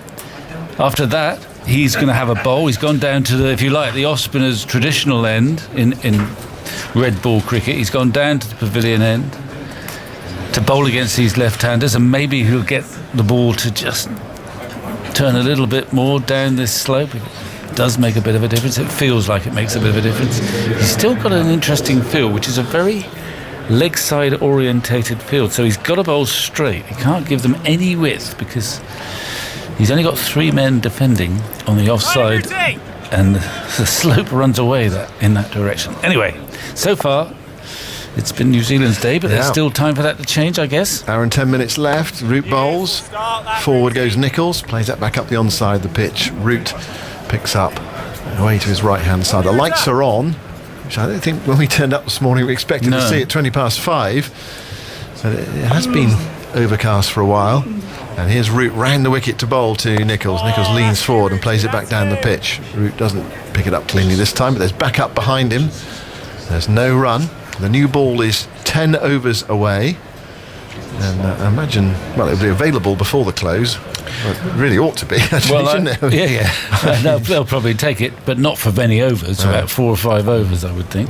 Might be all they get, actually, the way the over 8 has been today. Root bowls, and it's played defensively by Nichols off the back foot, back up the pitch, rolls back to Root, doesn't have to move, bends down to pick up. And there is no run.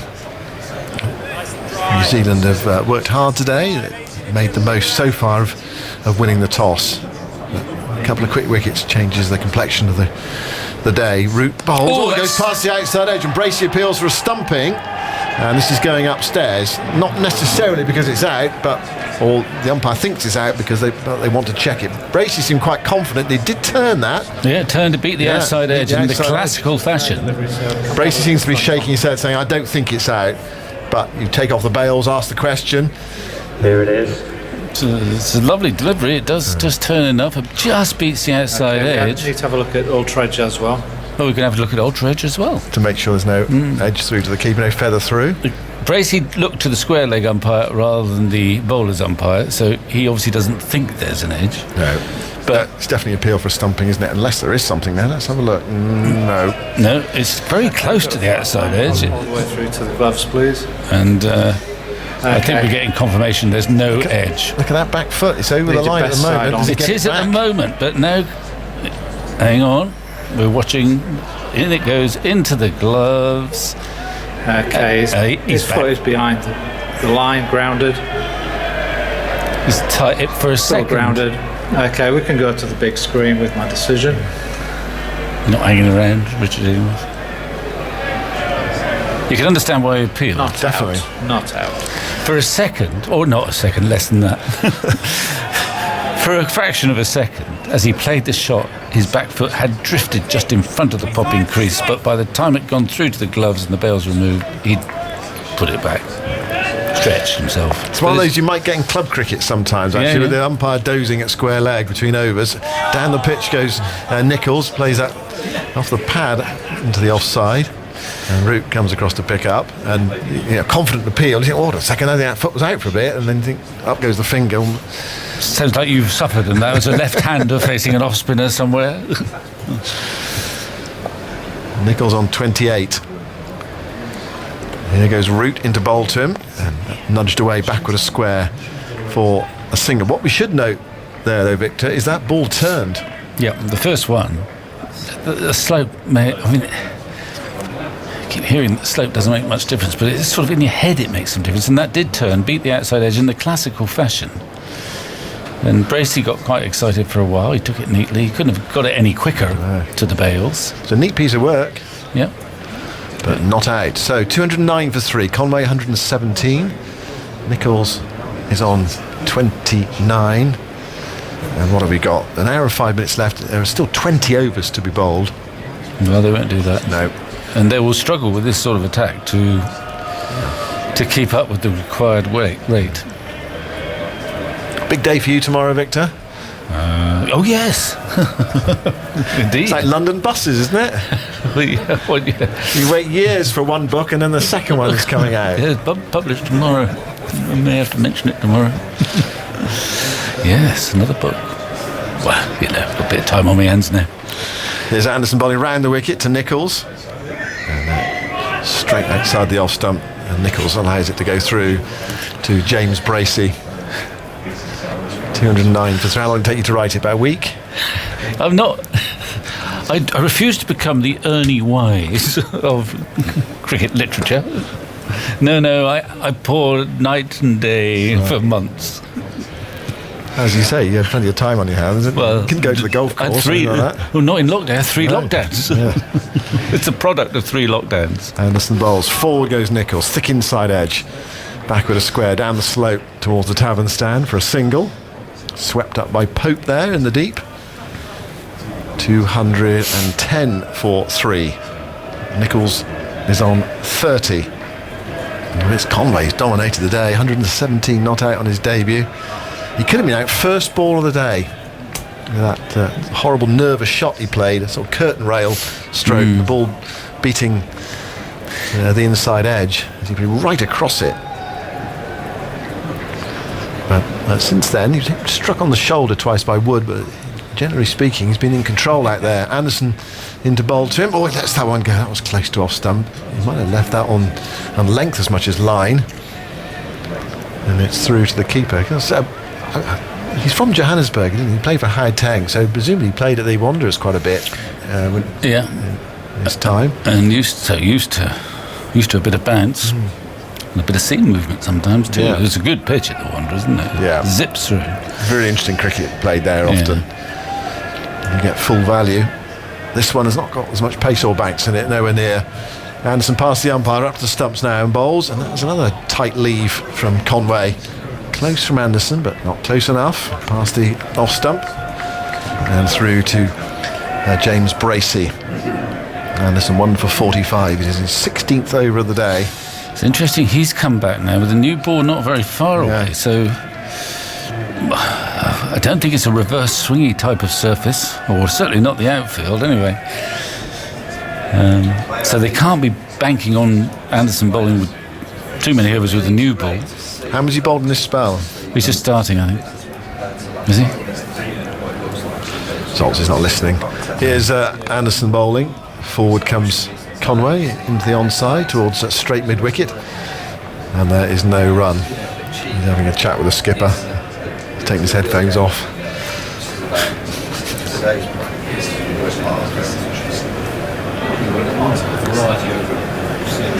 Yeah, it's a tough day. It's a tough day. What's happening now? I've managed to get Zoltz's attention. Oh, he's back with us. He's back with us, yeah. Oh, right. He's such a busy man. I know. 210 for 3. Anderson bowls to Conway, who does decide to play at this one, probably because it kind of feathered his off stump, pushed it away towards cover. There's no run. That's the end of Anderson's 16th over, and his in this spell. Second. Okay. Nicholls is on 30 at the other end. And the lights are beaming down. Remember that Test match in New Zealand won? Their only victory at Lord's in 1999. The first day of that game, the light was really grey all day, and England were batting. I think they won the toss, and I remember David Graven was chairman selected at the time, saying that we just didn't expect that. We thought I think the forecast was for the sun to come out and break through the cloud, but it was dank all day, and England struggled under the cloud cover. I think would there have been lights back in 99? There probably almost certainly wouldn't have been back then.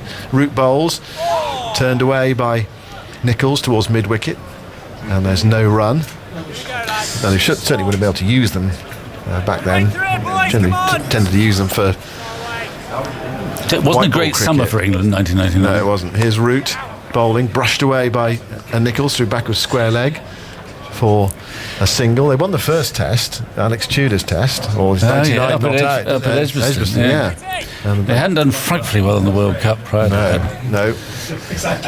So their lack of success throughout that summer couldn't entirely be put down to the weather, I don't think. No, not at all. No. But I do remember that first day here, and it was gloomy all day. It was just okay to play, but really good bowling conditions. Forward goes Conway to Root, playing it back down the onside of the pitch, and there's no run.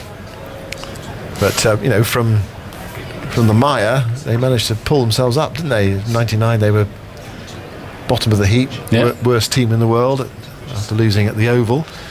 Root bowls, forward goes Conway, playing out towards extra cover, picked up by Dom Sibley. That's right, well, Duncan Fletcher took over.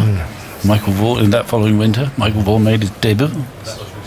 Root round the wicket bowls, driven firmly by Conway up to mid-off, no run. Always remember he found himself batting Johannesburg. Was it 0 for 2, was it? 0 for 2.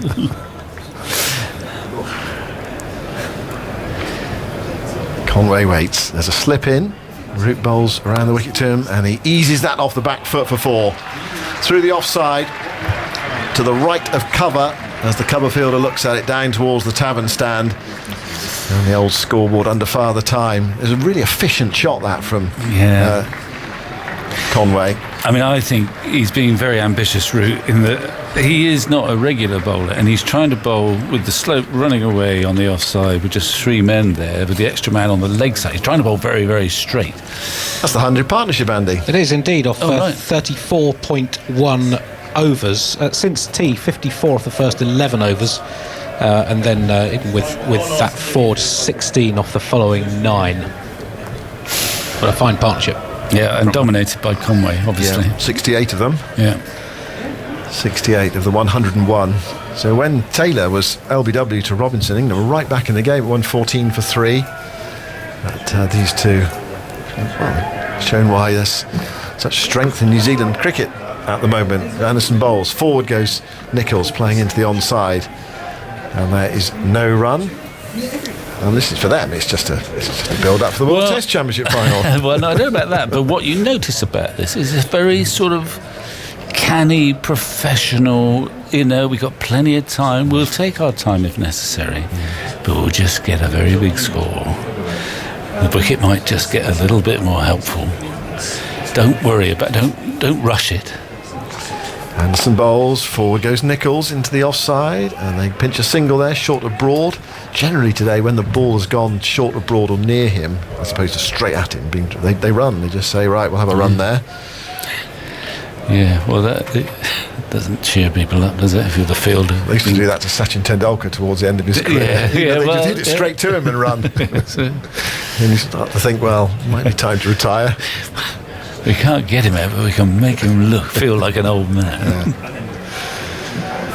It's 216 for 3. Anderson from the nursery end, round the wicket to bowl to Conway. Conway allows the ball to come to him, opens the face, runs it away, but straight to Burns at backward point. And there is no run. Well, they'll be enjoying this down in Taunton. Your point about the next championship about Hampshire tomorrow, isn't it? Yeah. Overton and... Well, I see Overton is still here. Well, are they allowed to leave the... We're not allowed to call it a bubble anymore, are we? The team environment to go... I don't know. I hope so. Are they? I'm not sure they are, because...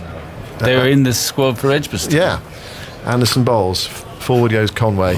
Back up the offside of the pitch, and there's no run. And they'll be mumbling in Taunton if that's the case. In the old days, you would, wouldn't you? Probably. Oh, yeah. Well, you think Leach in particular needs. He needs to bowl. Yeah. And actually, Overton's had a bit of a break. He didn't actually play in. He missed a game partly because it was going to rain, and England asked if he could miss a game, and they obviously agreed to that. So I'm not sure, but I noted that Overton was still here 10 minutes ago. Is he on the field? Anderson bowls. Conway plays gently into the onside towards mid-wicket. And there is no run. And that's a big game for Somerset. Yeah, Somerset, Hampshire. Both near the top of that division with the glorious Gloucesters. Yeah, didn't exactly cover themselves in glory at the Oval at the weekend. No. Their one major blemish so far this season. But they're top of that table still. Yeah. Anderson to Conway, and Conway plays defensively into the offside, dropping the ball onto the square, and he goes 3 or 4 metres away from him. It's the end of the over from Anderson. 17 overs, 4 maidens, 1 for 46. So he's been tidy without being particularly threatening today on this first day pitch in goodish batting conditions. And New Zealand, a bit like they did actually in that series that England played in New Zealand after the World Cup, where they won in Maunganui. They ground England down in that game. It went full 5 days. I think the game ended in the final session after tea on the final day, and then in Hamilton as well, where England made a big score and New Zealand stuck at it. And Taylor and Williamson made hundreds in the second innings with the rain closing in. Yeah, well, they are a mature side, and they know how to grind if necessary. Here's Root round the wicket, beginning new over, bowls to Nicholls. Nicholls plays firmly towards mid-on. It's Broad again, and they set off for a single again, and they get it again, even though Broad attacked it and hurled the ball at the stumps. They just said, it's Broad, we'll have one there. That one was actually hit straight at him. They're horrible, isn't it? There's torture out there. He needs to run someone out quick, otherwise it's going to happen for the rest of his career. Yeah. Come in just a bit closer. Well, then they whack it in his head. Well. So Root is in his 11th over, 0 for 33. And here is Root now to bowl to Conway. And Conway gets a ball that I think turned gently there, right outside the off stump. Conway allowed it to go through. Difficult to tell because we've seen the back of the batsman and the back of the wicket keeper, Bracey, as well. Back with Root, and a rattle through the over, bowls to Conway, who's gently forward, pushing into the offside. And Mark Wood plays some football there and defends it, blocks it, and then bends down to pick it up. No run, 217 for 3. 74th over, Root bowls. Conway plays across his front pad a bit there. Hence the picked up the anguish in our effects microphone, but he got his bat on it firmly enough. Went away towards mid-wicket.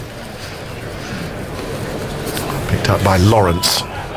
There's no run. Root again to Conway, who leans forward, almost as if he's blocking out for a draw. Plays that defensively into the onside. Crawley comes in to pick up. And there is no run. Still got this 5-4 onside field. Root, a real slinger there, as you perhaps sensed Conway was coming down the pitch, and Conway blocked it into the onside. It was quite a long way down by the time it went out towards mid-wicket, and he had to scamper back as the throw came in. And there is no run. It is the end of the over, 217 for 3, 6 overs from the new ball, 50 minutes play left on this first day. Nicholls 33, Conway 121 on his debut. We're going to have a double change. Michael is here, and he'll be joined very shortly by Jonathan Agnew. Yeah, you're just looking at those 6 overs to go to get to that second new ball, and that's going to be crucial for England. They'll have to take it tonight, and they'll be hoping to nick a wicket before then and grab another couple with the second new ball, because so far it's been New Zealand's day. They've won a good toss, the pitch is good. I mean, Devon Conway, they've certainly found an opening batter who looks like he just knows his game. He played with great skill and control, played the front foot shots nicely, played the ball late. He's played some cracking back foot shots as well. Nicholls, he's grinding it. He's 33 from 100 deliveries. I can't quite see the screen. 110 deliveries, so he's hanging in there. He's doing a great job for his team. Well, he's bowled his heart out today, Wood, and he's tearing in now from the nursery end. Is there any bowls on off stump? Worked away by Nicholls. Another dot goes in the book. Just played out to mid-wicket. Polishing going on. This ball looks to be in fabulous conditions. Got a lovely shine on it. And this movement has just coincided with the cloud cover coming over, the floodlights going on. So it's a question of whether Root can just juggle his quick bowlers through to the point where they can take the new ball today. But it's still being effective now. That's the point, isn't it? He's not just going to try and kill some overs off, because he could get a wicket with this ball as it stands now. In he goes again. Wood over the wicket, bowls full, driven hard past him. He's on his hands and knees, bowling himself off his feet as he often does. And Anderson fields at mid-on. I was just thinking earlier, I mean, what kind of bowler will be effective on this kind of surface? And there's not many because it's flat as we speak. But I think over the days, we've seen 1 or 2 balls today kept a bit low. Yep. And you look at someone like Kyle Jamieson, 6 foot, whatever he is, he'll come from a tall height. He'll gather any kind of uneven bounce on a surface like this when you get into days 3, 4 and 5. But Neil Wagner, He will run in and create all sorts on a pitch like this. Here's Wood again, bowling a bouncer which flies over Nicholls' head and is collected by Bracett. Well, you're right, because And he'll do won't that. know much is going to bounce. Yeah, he'll do that. He'll bowl lots of bounces, slow ball bounces, Yorkers. He'll change his angle, he'll go around the wicket, over the wicket. And sometimes when you watch Neil Wagner, it's almost like you take out the 22 yards because he bowls well in all conditions, because he's just so skillful, makes it so awkward for a batting unit. And well, there'll be lots of short stuff. And he falls over like Mark Wood, in his follow through. Very similar. But there's that ball that Root spun as well. Turned a long way. Wood again bowls fuller this time, and Nicholls is on the front foot to meet it. Plays it back to the bowler. Tosses the ball away for Anderson to get to work on, mopping his brow, wiping a sweat on the ball, which the rules must have changed because they're allowed to do it now. Or at least Anderson's doing it. He's rubbing it hard on the back of his trousers. 217 for 3. Nicholls 33, Conway 121. And these two came together when Ross Taylor was LBW for the score on 114, and Nicholls forward again. Woodfield again throws the ball straight to Anderson. Official ball shiner and rubber at mid-on. The rules have definitely changed. He's reaching sweat now from the back of his neck and wiping it on the ball. Yeah, I've not read anything that... No, I'm a bit surprised. That's changed, but obviously it has. Must have done, yeah. Sign of the times, I guess. He's coming back. They were so fastidious last year about it. The ball's got a lovely shiny side to it. And it goes Wood again, tearing in, he bowls, and that's him on the pad, appeal for leg before wicket. That'll be given not out, I think. It looks like pitched outside leg stump from way up here. Richard Kettleborough agrees, or at least has found another reason for giving it not out. There's no conversation about a possible review. And that is the end of that over. The time ticking away on this first day. There's 50 minutes to go. Still 15 overs for England to bowl. They won't bowl those, I don't suppose. Well, it's the kind of pitch, Aggers, you know more as a bowler, that you really need the opposition to be 6 down to give yourself that get out of bed feel in the morning. Come on, we've only got 4 wickets to get. If you're waking up tomorrow morning, you're getting out your second, there's 7 wickets to get on a wicket like this, it's might need a crane. It's another long Someone day. coming to drag you, knock on you. Are you there? You've got to come again. There's a sort of pitch, you're right, in which New Zealand are just going to bat on. They score what they can this first innings, and there's been no easy get out, I don't think. Root's going to bowl from the pavilion end, spinning himself a catch or two. Then he comes in, bowls, and the left-handed Conway plays that out towards mid-on, and there's no run.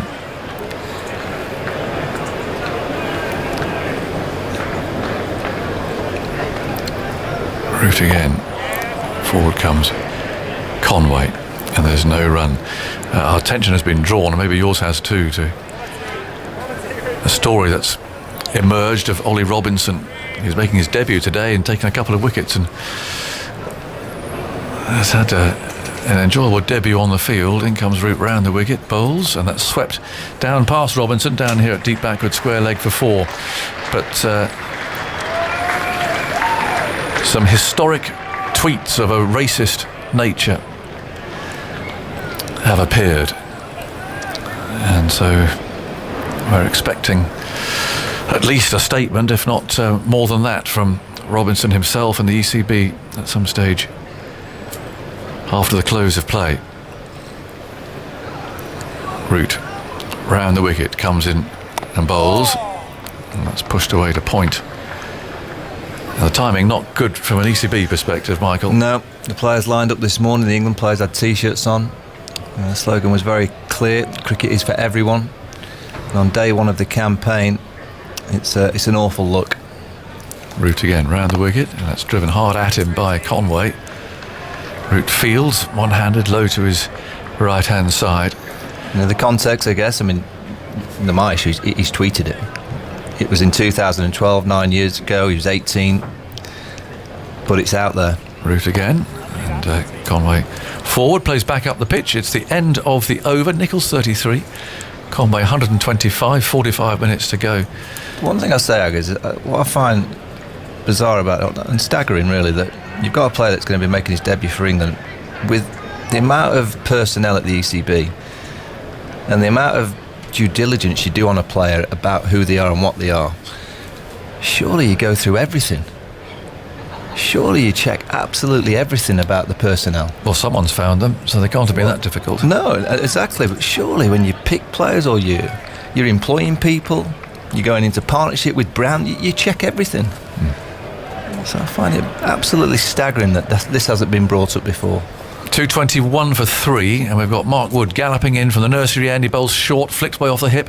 Robinson will come in with the scoreboard behind him and throw that back to Bracey. It's 2:22 for 3 there. Nicholls goes to 34.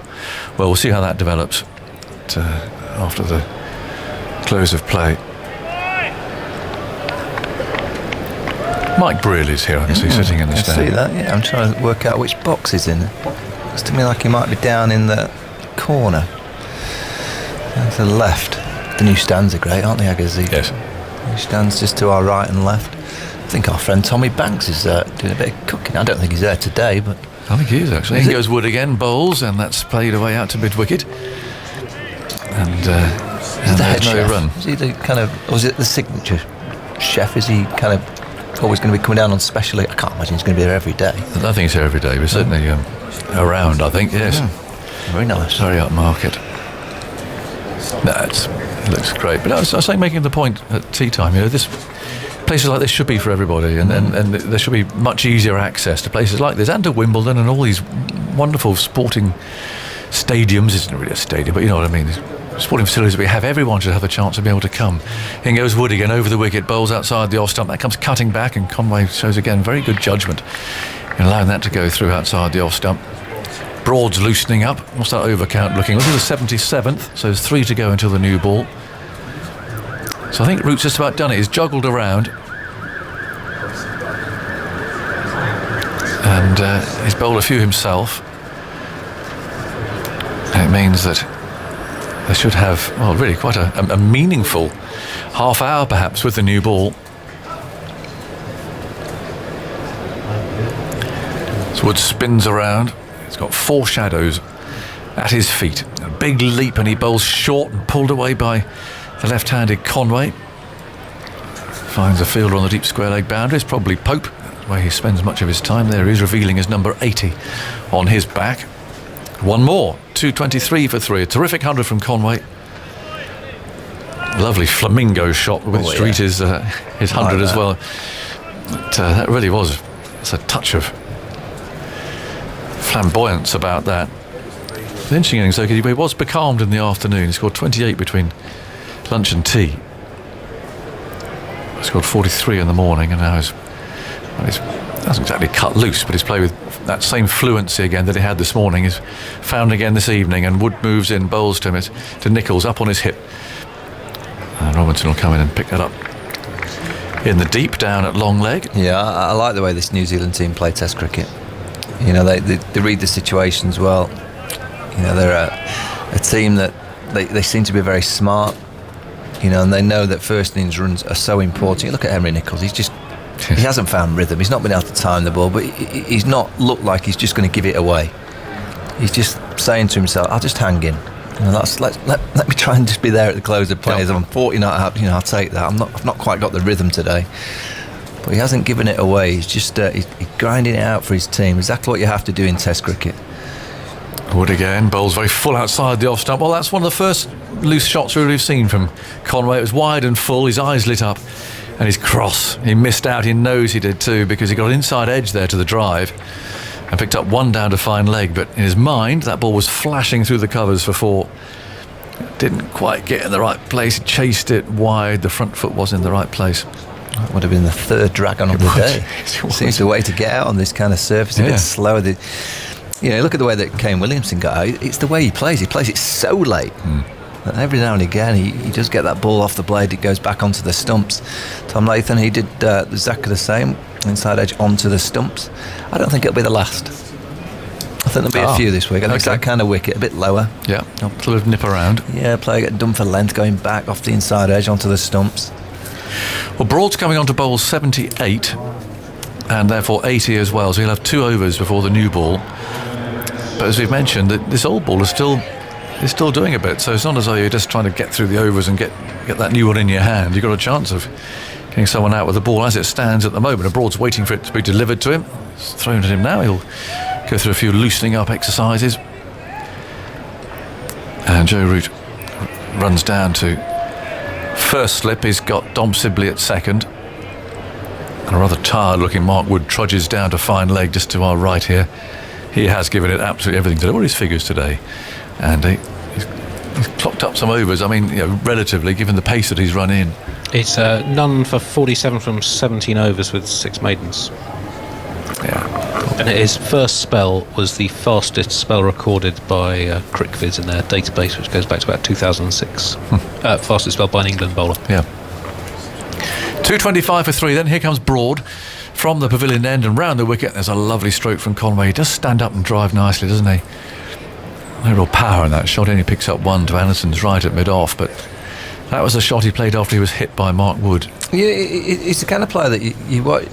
I mean, I've only seen him really on television in white ball cricket, and now the first time in Test match cricket today. But there doesn't seem a great deal can go wrong with him.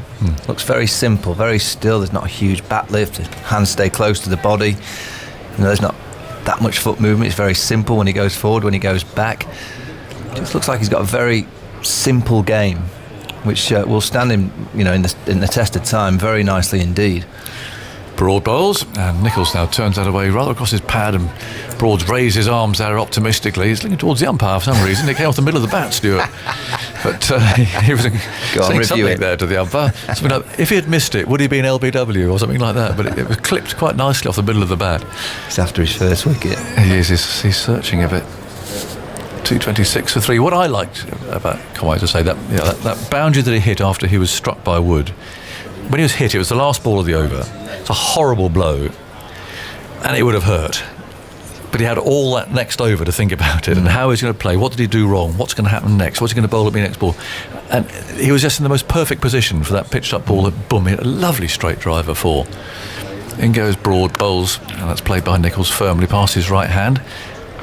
And Anderson, as he usually does, is fielding it either mid-on or mid-off for his old partner. Well, you always get, the psychologists talk about mental toughness, and as many people describe it differently. I call mental toughness being able to just focus on every ball, and that's exactly the case. You get hit on one ball, you know what, it's gone, and you've got to clear your mind and just focus on the next ball.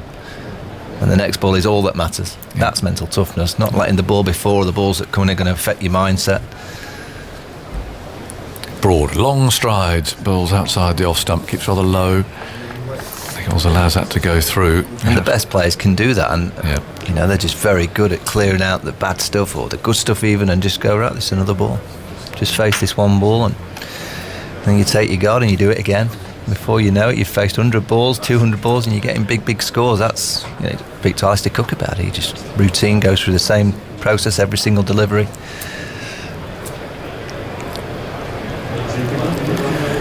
Broad pauses for a moment. Now sets off again, arms pumping, round the wicket he comes and bowls on off stump, that perfect line and length that he just nags away at. Nicholls plays to mid-wicket. Broad mops his brow, as you were mentioning earlier, no bandana anymore. That was binned after the winter. Well, I'll tell you what, Simon Dool on the television, he's got he's got a big chain on, hasn't he? He has, actually. Yeah. Good to see Dooley here in the UK. Yeah, it's a good character, he is. Yeah. Craig McMillan working with us on the television. He's been in fine form. He played a few shots. Oh, yeah. Let's have a dash. I see a retro New Zealand shirt on the screen too. In comes Broad bowls, and that's played up to mid-off. And there is no run. Now commentary continues on 5 Live Sports Extra, digital radio, online and via the BBC Sounds app, but our Radio 4 long wave listeners are leaving us briefly for the shipping forecast. It's my first of the summer. I just always think of Jim Maxwell. Oh, I know, he loves it. Yeah, he loves it. He's been very active during the winter, all sorts of those crazy little films and things. He's a big one for those. Yeah. You get on WhatsApp and so on. Giving himself busy down there in Australia. There's more drinks being taken. It's the sort of drinks break the umpires don't approve of. No, but it's also the kind of day that, once again, we've seen some really good Test match cricket, but there will be an element of us having to say, wait, why haven't you got the 90 overs in? Oh, yeah. And there's times like this that they've had the drinks break at 5:15. We're only 30 or 40 minutes after that, and there's going to be a 3 or 4 minute delay now, purely because the batters just want another brew. I mean, what's that all about? I still don't understand why the ICC, that tries to act on so many things, has just historically never ever got to grips with this and bowling the overs that are supposed to be bowled. It's just as if they've got their fingers in their ears. 35 minutes left, Agers. To do with it. Yeah. 12 overs remaining. What are we going to get? 8? Second new ball, it'll be even slower. Probably, yeah. I'll go 7 probably. 7, so we might be 4 or 5 overs light. Yeah, for no reason. It's been a beautiful day. At all. Yep. You know, we haven't had a day of lots of reviews. You know, sometimes the side screens have to continuously be moved. It's not that kind of occasion. So Woods on his way again, bowls wide of the off stump, and Conway ignores it. Collected by Bracey. But I don't know why they have ignored it. There must be a reason why. It's just something that has never really satisfactorily been sorted out. They've done everything else from DRS down to number of bouncers per over and what size adverts you can have on your clothes. They just think we're grumpy old commentators who are getting a bit old. Yeah, but it's want value for the people who are paying the money. Well, you've got to penalise the team. Simple. Runs at the end of the day. I think runs. I really do think. I mean, I laughed a bit when Jeffrey first mentioned penalty runs. I thought, really? Yep. Here's Wood, wide of the crease this time, firing it across the bows of Conway. It's got to affect the day. Affect today. So England are 4 overs light tonight. They should have 40 runs added to the score. Yeah, if they were going to lose or have 40 runs as a penalty against them, those overs would be bowled. Correct. So in fact, as Jeffrey always argued, and he was right, it'll never happen. Yeah, it wouldn't. So, you know, you could add 1,000 runs per over or whatever. It wouldn't happen because they would be bowled. There is a complication in working out who's responding in a sort of half split day. There is a bit of complication into which team owes what, or they have to work that out. But Andy's got his thoughts on that, I think. In goes Wood again, bowls, and that bounced a little bit. And struck Conway up on the glove. Now, did he just play that rather low, or was that up to no good? A little bit hanky-panky.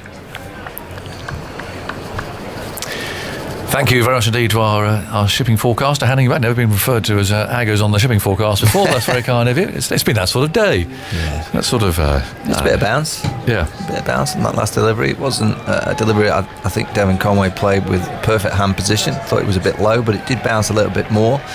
You get that here at Lords. You know, I played on wickets exactly like this, that are flat, but there's always the odd ball. Ball that bounces, odd ball keeps low.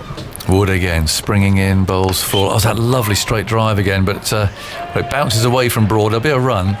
Did pretty well to get down at this stage in the day. It was hit beautifully, firmly.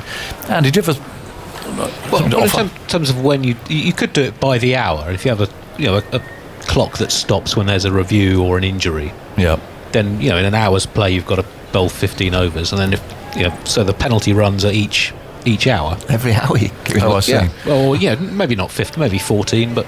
Yeah, my point was if you're a batting side and you inherit an awful bowling situation when you declare with an hour to go, somehow they've got to make clear that awful position you inherit is not your fault, isn't it? Yeah. So somehow it's got to be worked out. But you wouldn't inherit it, would you? Here's Wood, and a sliced away very hard, but beautifully fielded there by Burns. A backward point. Lovely diving save. And this time he kept his sunglasses on too, on the peak of his cap, which is no mean feat, but it really sliced that drive. Not sure he quite intended it to go as fine as that. And that mullet bouncing around there out of he's got it tucked into the back of his baseball cap now. It looks like a ponytail. Where's he going to put that where he's batting? Don't know. He's got a little knot in there. Yeah, he's got a ponytail. I think he has. Yeah. Little hair bun. Well, it's going to be him and a de Grandon playoff at the end of this series. 228 for 3. In goes Wood again, bowls outside the off stump, tempting again, but this time it's ignored and collected by Bracey. So the end of the over with half an hour to go. And lots of cricket to come, including a prospect of a new ball. And for 20 minutes of that time, it'll be Dan Norcross. Yeah, just 1 over to go before that second new ball. No question, England will have to take it. lights are still on, but it's got brighter. There was a period where it looked like it may have rained about an hour ago, but that's gone. The clouds have moved. Joe Root's just strolling to first slip. In the back of his mind, he'll just be crossing pretty much everything and hoping that his senior pair strike with a couple before the close of play. Just a half an hour left, Dan. You just whacked your knee as you came into the chair. Just whacked my knee. So, yes, potentially 7, perhaps 8 overs left in the day, and 1 over to go before a new ball is available. Broad starts a new over from the pavilion end. And, this has hit the pads, and there's a huge appeal from Broad as Conway looked to work, Nicholls, I beg your pardon, looked to work that through the onside. And now there's a rather forlorn situation of Broad just walking away, thinking probably not, and Root walking in the opposite direction, and all of that sound and fury. And well, there's nothing. He's bowling at the pavilion end, and the umpire is Michael Goff, and he's like the umpiring guru. Yes. And he's given it not out, so forget it. Yep. I'm not even sure that would have been umpire's call. It was going down, I think. I've just seen the ball. It looks in quite decent shape. I don't know whether they'll necessarily look to change it because it looks quite shiny on one side. I've just seen the ball tracking, and ball was definitely missing the leg stump by quite a way as Broad is in again. Nicholls just thinks about pulling that shorter ball, and in the end just stabs down on it, pushes it into the offside square of the wicket. No run accrues, 228 for 3 with half an hour to go. As I say, probably about 7 overs. England might get 6 overs in with a new ball. You'd expect them to take it because New Zealand, for all their industry today, and on occasions flamboyant, they haven't got away from England. They're going at under 3 and over, and if England picked up a couple of wickets in the last half hour, suddenly New Zealand might close on 242 for 5, and that would look very different indeed. That's the hope for England at any rate, as Broad is in. That's well left by Nicholls. It's slightly flashy, rapier-like leaves. He flicks his bat over the ball, lets it go through to Bracey. There's no run. Jeremy Coney is back. All right. Hi, Daniel. There's a lot going on here, isn't there? You're talking it up extremely well. You're right. You're absolutely right. What I'm trying. What were you saying? I'm trying to keep our listeners enthralled to the bitter end. You see, I'm saying, look, stuff might happen yet. New Zealand might be playing for the close. Oh, certainly. Certainly, things can happen in half an hour. And with a new ball, if England take it, but also I've looked at the ball and it does look in quite good shape. Broad is in, and that's again played late by Nicholls off a thick inside edge, and he's a little lucky there not to drag it back onto his stumps. We've seen a couple of played ons today, and Bracey had to move to his right to field. Conway called him through for a single. 229 for 3. So who will take this new ball? Well, Anderson was bowling relatively recently. Broad is already bowling. This is his second over in this spell. So that means he could possibly take it, couldn't he? He could bowl 3, yes, couldn't he? Could. If you're thinking of 6 overs, so it could be 3 and 3, couldn't it? Do you think it'll be 6? 6 tops. Yes. I mean, by that top, we've got 26 minutes. But if they take a wicket or 2, then it's 5, isn't it? And if they don't, I mean, England's over rate, poor again. And that could be an issue for Root, because there haven't really been any stoppages. Only 3 wickets have fallen today. Broad in around the wicket. Conway just works this into the onside off his hip. I wait to see it, umpire's signal. It felt leg bye-ish. It is a leg bye. Going to that region where a short leg would have been had he been there, but Pope moved from short mid-wicket to collect. 230 for 3. You know, there's a saying that the conditions are the game's presiding genius, and it's true, and I think the conditions haven't really assisted England in terms of pace and the surface of the pitch, so it's taken wood. Broad is in, off the back foot, nicely pushed into the offside, into a little bit of a gap between extra cover and mid-off, or cover and mid-off even, and Nicholls picks up another run. 38 he moves to. He'll keep strike at the start of the 81st over. New Zealand 231 for 3, Conway 129. We await to see England's decision around the new ball. Wood in particular, I think it's taken him out of play a little bit, because while he has run in valiantly and given his all right throughout the day, really, and he's caused New Zealand batsmen just a little bit of problems with the shorter pitch, but it's really emasculated him in a way, because he might have got a bit more bounce more regularly. He could bring his length back a little bit and bowl at harder length than perhaps he was able to today. He either had to go today to short or very full, looking for the Yorker, the bouncer Yorker kind of operation, I felt. So that really didn't work for Mark Wood, I don't think. I think it worked okay for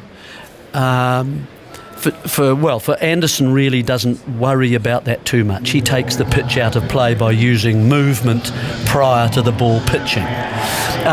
Maybe with Broad, I think a bit more bounce might have been nice for him as well, with a bit of pace. I think that's the way as far as England are concerned. Robinson, I think he's kind of been the pick of the bowlers today, the way he's been able to seam the ball. Anderson, and he has a new ball, I can tell you. And the first ball with it is worked away nicely through square leg for 4. It's a lovely shot from Nicholls. It was on the pads, a little bit loose, you might say. Maybe a loosener at the end of a long day from Anderson, but Nicholls found that gap gloriously, hit it along the ground, really close to the square leg umpire, and it whistled away to the boundary for 4.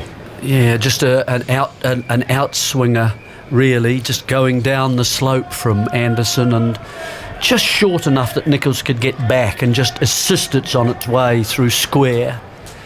3 slips are in. There's a backward point, cover, and a mid-off. In comes Anderson, thuds into the pads again, but it's a half-hearted appeal from Anderson. And down and maybe high as well. And they're not going to review that. That's the other danger, isn't it? That so often you find the new ball just runs away. If the batsman does get a decent, bit of it. Well, it's a good point. Do you think? And New Zealand will enjoy. Well, if you look at the first session, 85 runs, 59 in the second when England bowled very well, and sort of came back and got some parity in the game. Here is Anderson. Nicholls has hit on the pad again, and it works its way out square of the wicket in the offside, and travels about 5 or 6 yards from the bat. 235 for 3 the score remains. Nicholls on 42. For England, I suppose the thing here is that New Zealand, with 22 minutes to go, won't be minded to attack too much, especially someone like Henry Nicholls, who's been there for an awfully long time. He does not want to throw it away at Lords. So New Zealand don't get many opportunities to play at Lords. It's been 6 years since they did. Who knows if Henry Nicholls will get another go. As Anderson is into him, and Nicholls pushes forward nicely in defence, moves it to the left of Wood at mid-on, who moves to his left of field, and they get one more. Nicholls to 43, 236 for 3, brings Conway back on strike, and he, of course, on debut, he would love to walk back into the pavilion unbeaten. I say that. Part of me would quite like to get out of the last ball of the day and maybe celebrate with a bit more gusto tonight than I otherwise would have done. Wouldn't it? Yes, that's exactly right. It would be you. 224 deliveries he's absorbed today. That's a heck of a lot, isn't it? Probably the rest of the New Zealanders almost. He's on strike now. 3 slips are in. And that's trapped him on the pad, going over the top once more. It's a little bit of bounce now with this new ball. The ball obviously firmer and shinier, and Anderson's getting some movement back into the left-hander from the nursery end and down the slope. There's a lot of argument about whether this slope actually does anything to a ball, since it's on the wicket for a fraction of a second, for a very small amount, on a slope that, there's not a lot of slope on that actual pitch, but it does seem to go down the hill ever so slightly. It's full again from Anderson, trying to get some swing, and this is driven up to mid-on, where Wood sprawls to his right to field. End of the over. 5 from it. 236 for 3. Nicholls has 43. Conway 129. Andy Zaltzman. Just a couple more things on Conway. It's the first time he's scored a century in first-class cricket as an opener. He's batted most of his career at number 3. Prior to this innings, was only averaging mid-20s as an opener. Most of those innings were 10 years ago or more. Only opened twice in the last since late 2011 in first-class cricket. So almost 10 years. And also, if he gets 3 more runs, it will be the highest score by a Test debutant at Lords, overtaking Sourav Ganguly's 131. For anybody? 1996. Yep. Oh, that would be marvellous. Highest score on debut, of course, in Test cricket ever. Yeah. Do you want to have a go at that one? Well, I'd love to. Oh, but ever? Ever? At this stage? Yeah, ever. I know, it'd be good, wouldn't it? Yeah. You'd have to get 288 to get there. Oh. You'd have to beat R.E. Foster. Well, I'm not saying anything to that. It's not impossible. No?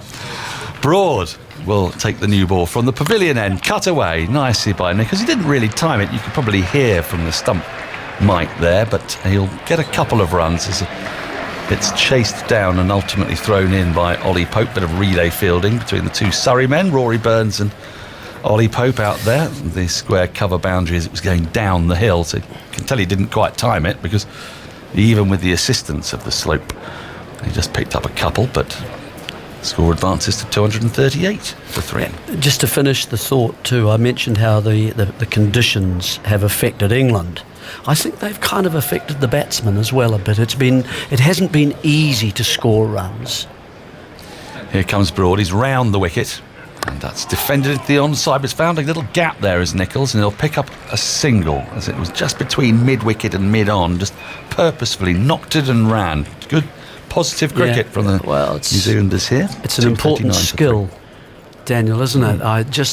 That assessment of what is a run, and I think these two respond to each other relatively well. I mean, I wouldn't have thought. I mean, they haven't batted a lot together. One from the South Island, Canterbury and Nicholls, and one from Wellington and North Island in Conway.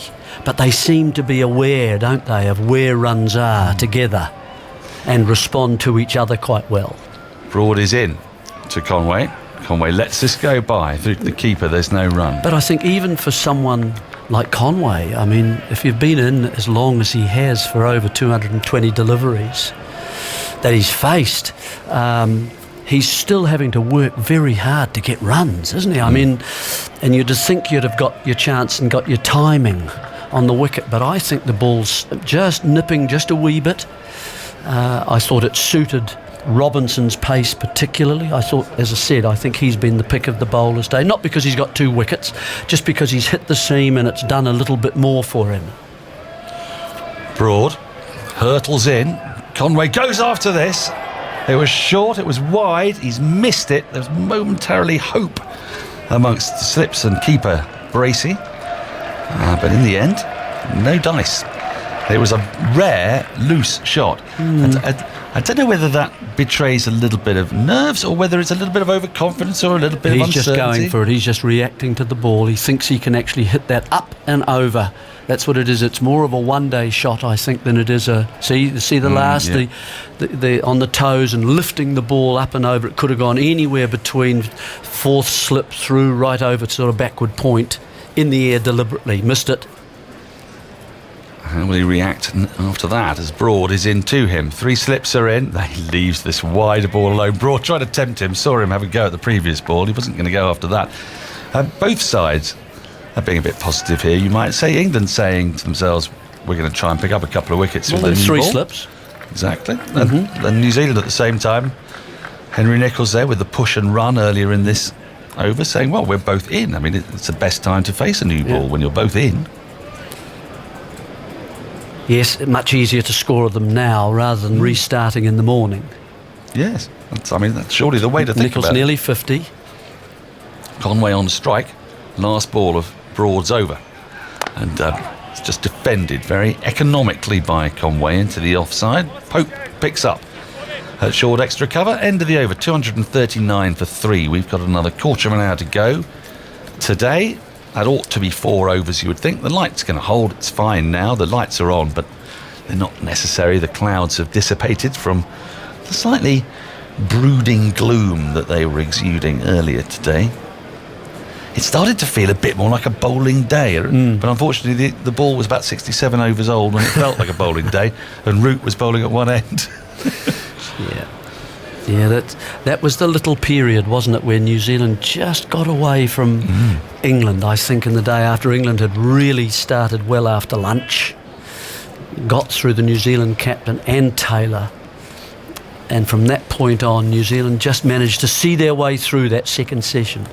Anderson starts a new over, and that's driven back at him, a full ball outside the off stump, just pushed back at him by Nicholls, and he builds up his own bowling, flings the ball back, sprawling stop from Bracey prevents a run. 239 for 3, so we'll end up with about 86 overs in the day. So tomorrow England have a relatively new ball. They'll be able to come at whichever New Zealand batsmen are out there. It could be these two, could be one of these, and a night watchman. If it were a night watchman, looking at the New Zealand side, I'm not sure they need a night watchman. They bat all the way down to number 9, don't they? You might say even beyond.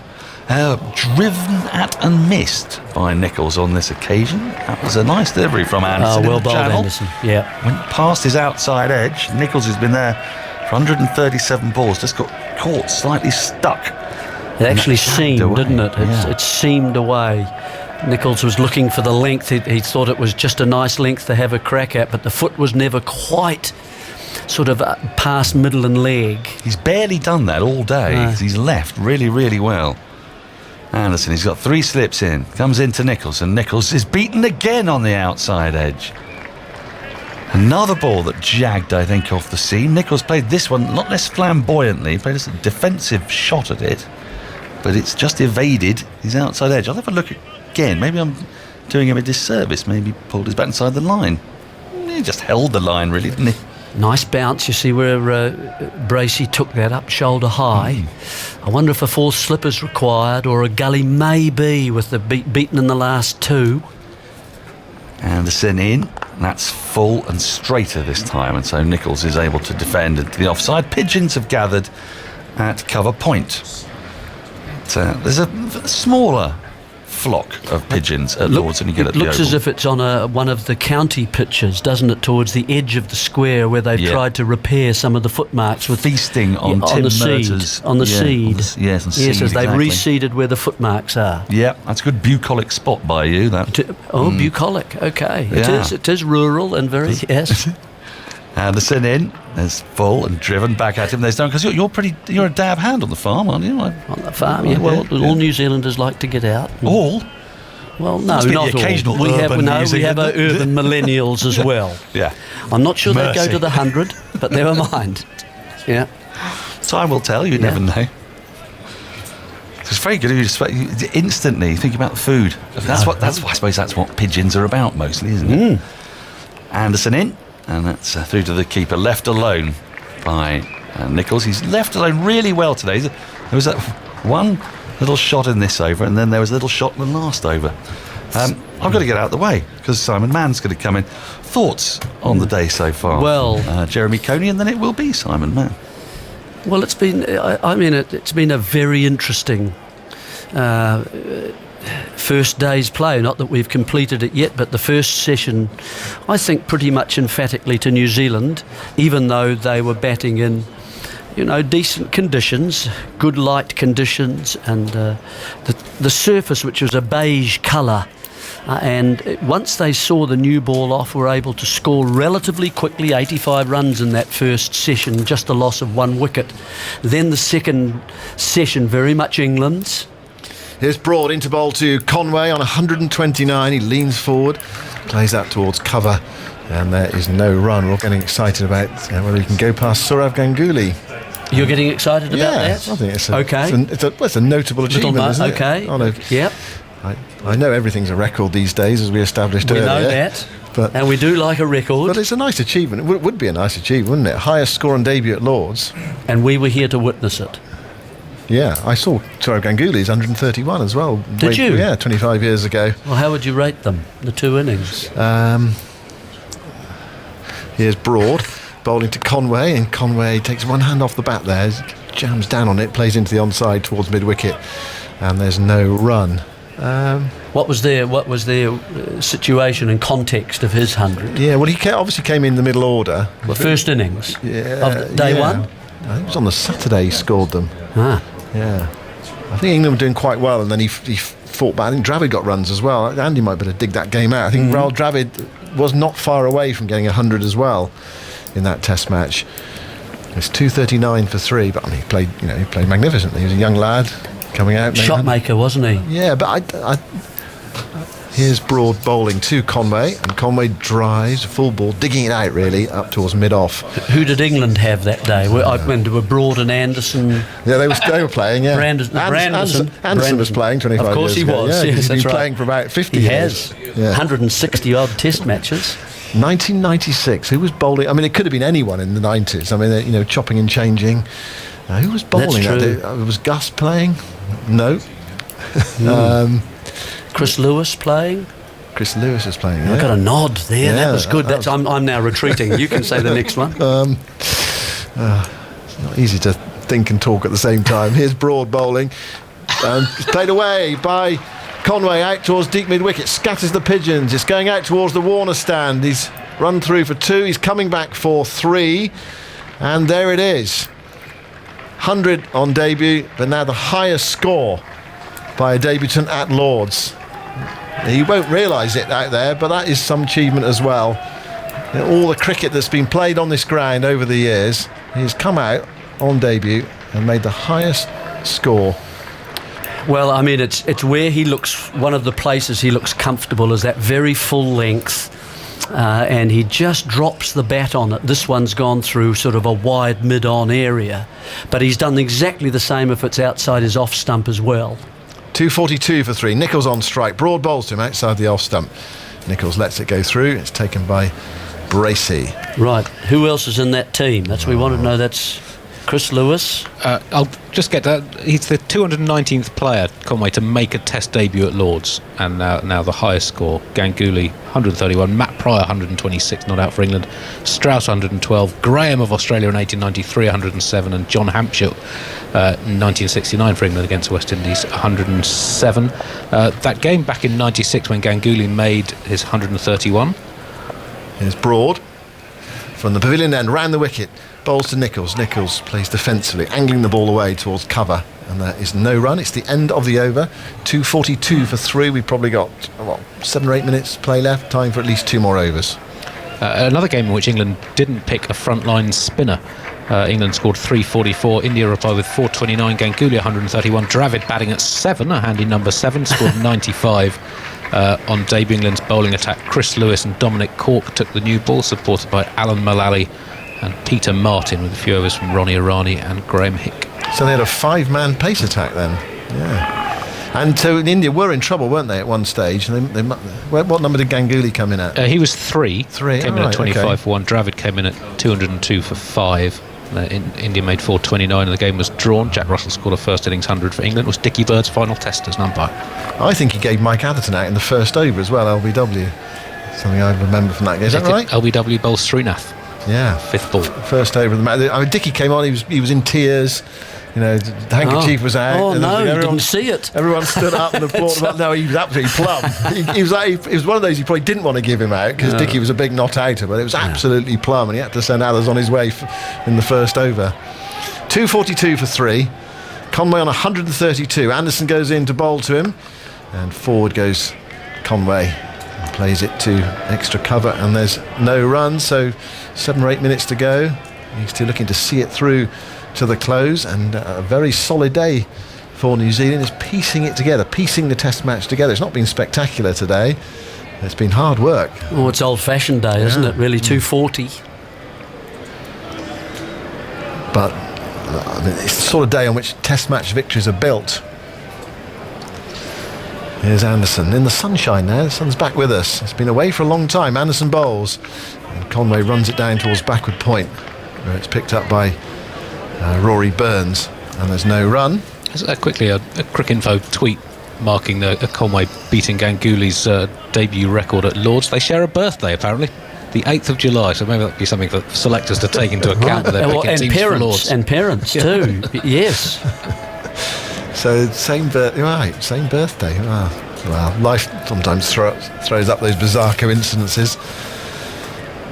Shadow the floodlight on the pitch at the moment. Anderson bowls very full outside the off stump, and Conway goes after it and slices it away, crashes that out towards the deep backward point boundary for 4. Well, it was tossed up there by Anderson. There's the inviting morsel, and he says, bang, I'll have a go at that. And it raced up the slope.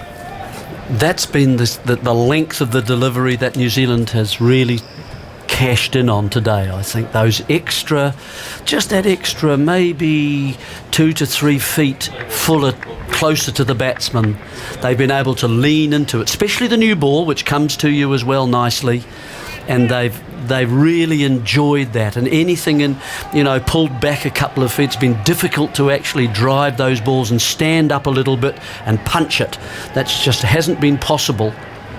246 for 3. Conway to 136. Anderson bowls to him down the leg side. Bracey gets a paw on it and prevents it going for a bye. It died a bit as well on the way through. Got there on the second bounce. Anderson is scratching it with the crease, unhappy about something. Well, he was certainly unhappy about the ball he dished up previous delivery, and his hand on his head as he walked back, and then that one was down the leg side. There are 2 balls left in this over, and then we might well then have the final over of the day. And that floodlight pylon, you can see it, the shadow on the surface at the moment, the one above the Warner stand. The lights are still on, and the sun's out. Anderson bowls again down the leg side. And Conway shaped a glance. Great deal of interest in that. And it was taken low down by Bracey. And that will be the end of Anderson's day after this delivery. Well, 20 overs today. That's probably what he expected to bowl roughly today, with England in the field if they didn't bowl New Zealand out, that is. Back to 2 slips now, no gully, backward point cover mid-off, and then the catching man in its sort of mid-wicket as well. It's sort of a slow pitch field, isn't it? Anderson goes in and bowls. It's full, draws Conway forward, stabs it back to the bowler who picks up, and I would imagine that is Anderson's day done. 20 overs, 5 maidens, 1 for 55 today. Got rid of Kane Williamson. Williamson's first ball after lunch playing on. First 2 wickets played on. Latham played on to Robinson for 23. Williamson played on to Anderson for 13. And Taylor was LBW for 14. Absolutely plumb. So 2 for Robinson, 1 for Anderson. It's slim pickings, isn't it? For England, they would have hoped for a lot better, I think, even though they were bowling in conditions they felt weren't ideal and on a surface that perhaps didn't have the amount of grass that they would have liked. I thought there was going to be a lot more grass on it, to be really honest, after the weather. I know we had a couple of good days, but I mean, there's been a lot of rain, hasn't there? I mean, despite drainage, a heck of a lot of grass, I would have thought. Here's Broad's last over of the day, his 20th as well, outside the off stump. Nothing from Nicholls, through to Bracey. I'm just trying to remember when it stopped raining in London.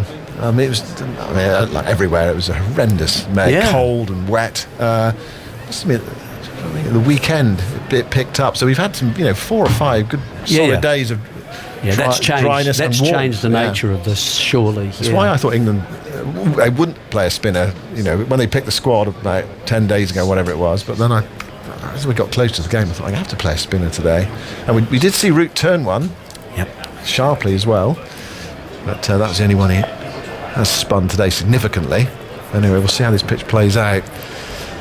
246 for 3. Nicholls on 46. Broad goes in to bowl to him, and Nicholls drives firmly hard into the surface. Broad sticks out his left hand and parries it. Conway there, the non-striker, was going to pick it up. Yeah, but then he thought better of it. Hand it to Anderson, who might have said leave it. Feeling a bit grumpy at the end of the day's play. I'm just surmising, but I think Conway was leaning forward to pick it up.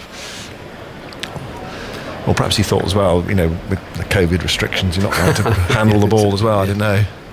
That might have entered his mind. So Anderson's bowled 20, Broad's in his 20th. Robinson has bowled 16, 2 for 50. Woods bowled 18, 0 for 49. And Root's bowled 12. And his stat, if you worked with us earlier, it's the most Root has bowled on the first day of a Test match. No, more than he's bowled at any other first day of a Test match combined. Yes, more than he's bowled in a day one of any Test anywhere, and in his entire career in Tests in England, he bowled a total of 11 overs in 23 times England have bowled first on day one. Broad over the wicket now from the pavilion end to bowl to Nicholls, trying to go across him. Nicholls is forward, pushing up towards mid-off, and there's no run. So we've got 3 balls left in the day's play. Nicholls is on 46. I would have thought his half century, well, if it's there, a nice half volley, I'll take my half century tonight, but there's no great significance to him at the moment. Chance to come back tomorrow and get himself on the honours board. Conway will be up there. 136, probably hoping he's not going to have to face again this evening. Conway is leaning on his bat at the non-striker's end. Broad rushes in to bowl to Nicholls, and Nicholls lets it go outside the off stump across him, taken by Bracey. One of the things about today is, we thought the conditions of batting would be quite good, but the ball hasn't beaten the bat very much. I can't think of a drop. There's no drop chances. No chances. Sort of nothing. Very, very few even edged. A couple edged. One short of a fielder, one down the leg side that was just wide, up the leg slip fielder. But it's been a day of very few chances, very few moments for this England bowling attack. And New Zealand just gone about their work in a very solid fashion. Broad bowls, there he goes past the outside edge. Nicholls was drawn into playing out the ball going down the slope with the angle as well. There's a smile on Root's face. And then Nicholls comes down to do some gardening, just compose himself for the remainder of this over. Didn't have to play at that. It's interesting how some have actually carried so much better than others. Whether this is going to be a slightly two-paced as this game continues onwards. I mean, New Zealand probably, if they can make a big total, will be quite happy with that in a way. Quite inexperienced England's batting line-up as well. Last ball of the day, Broad goes in, bowls to Nicholls. Nicholls gets one across him and he lets it go, and it's through to James Bracey, who collects the ball.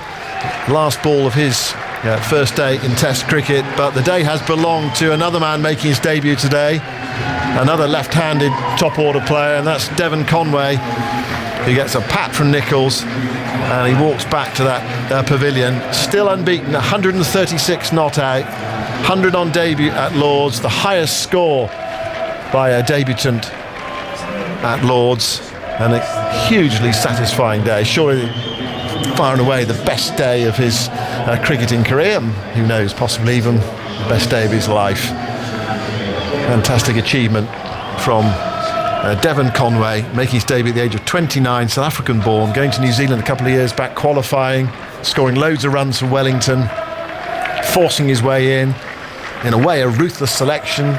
Tom Blundell jettisoned from the top of the order, but Conway has certainly justified the faith of those who picked the side for this Test match, and he walks off bat raised. Not many members there at the far end. There are a few, and they're applauding him, and those who are at Lords are still applauding. In a way, it deserved a full house, but we must be grateful for small mercies. We've had 6,500 in today. We've had an atmosphere, we've had a crowd, and after the silence of last summer, it has been a real bonus to have that crowd, and they've witnessed a fine effort from Devon Conway. It's possible when people came to Lords today that not many people have known very much about him. Well, they do now. 136 not out. Conway 246 for 3 at the end of the day's play, Jeremy, with Nicholls on 46. Yeah, well, he's been the protagonist, obviously, and that's meant that it's New Zealand's day, really, winning 2 sessions to 1 by my reckoning.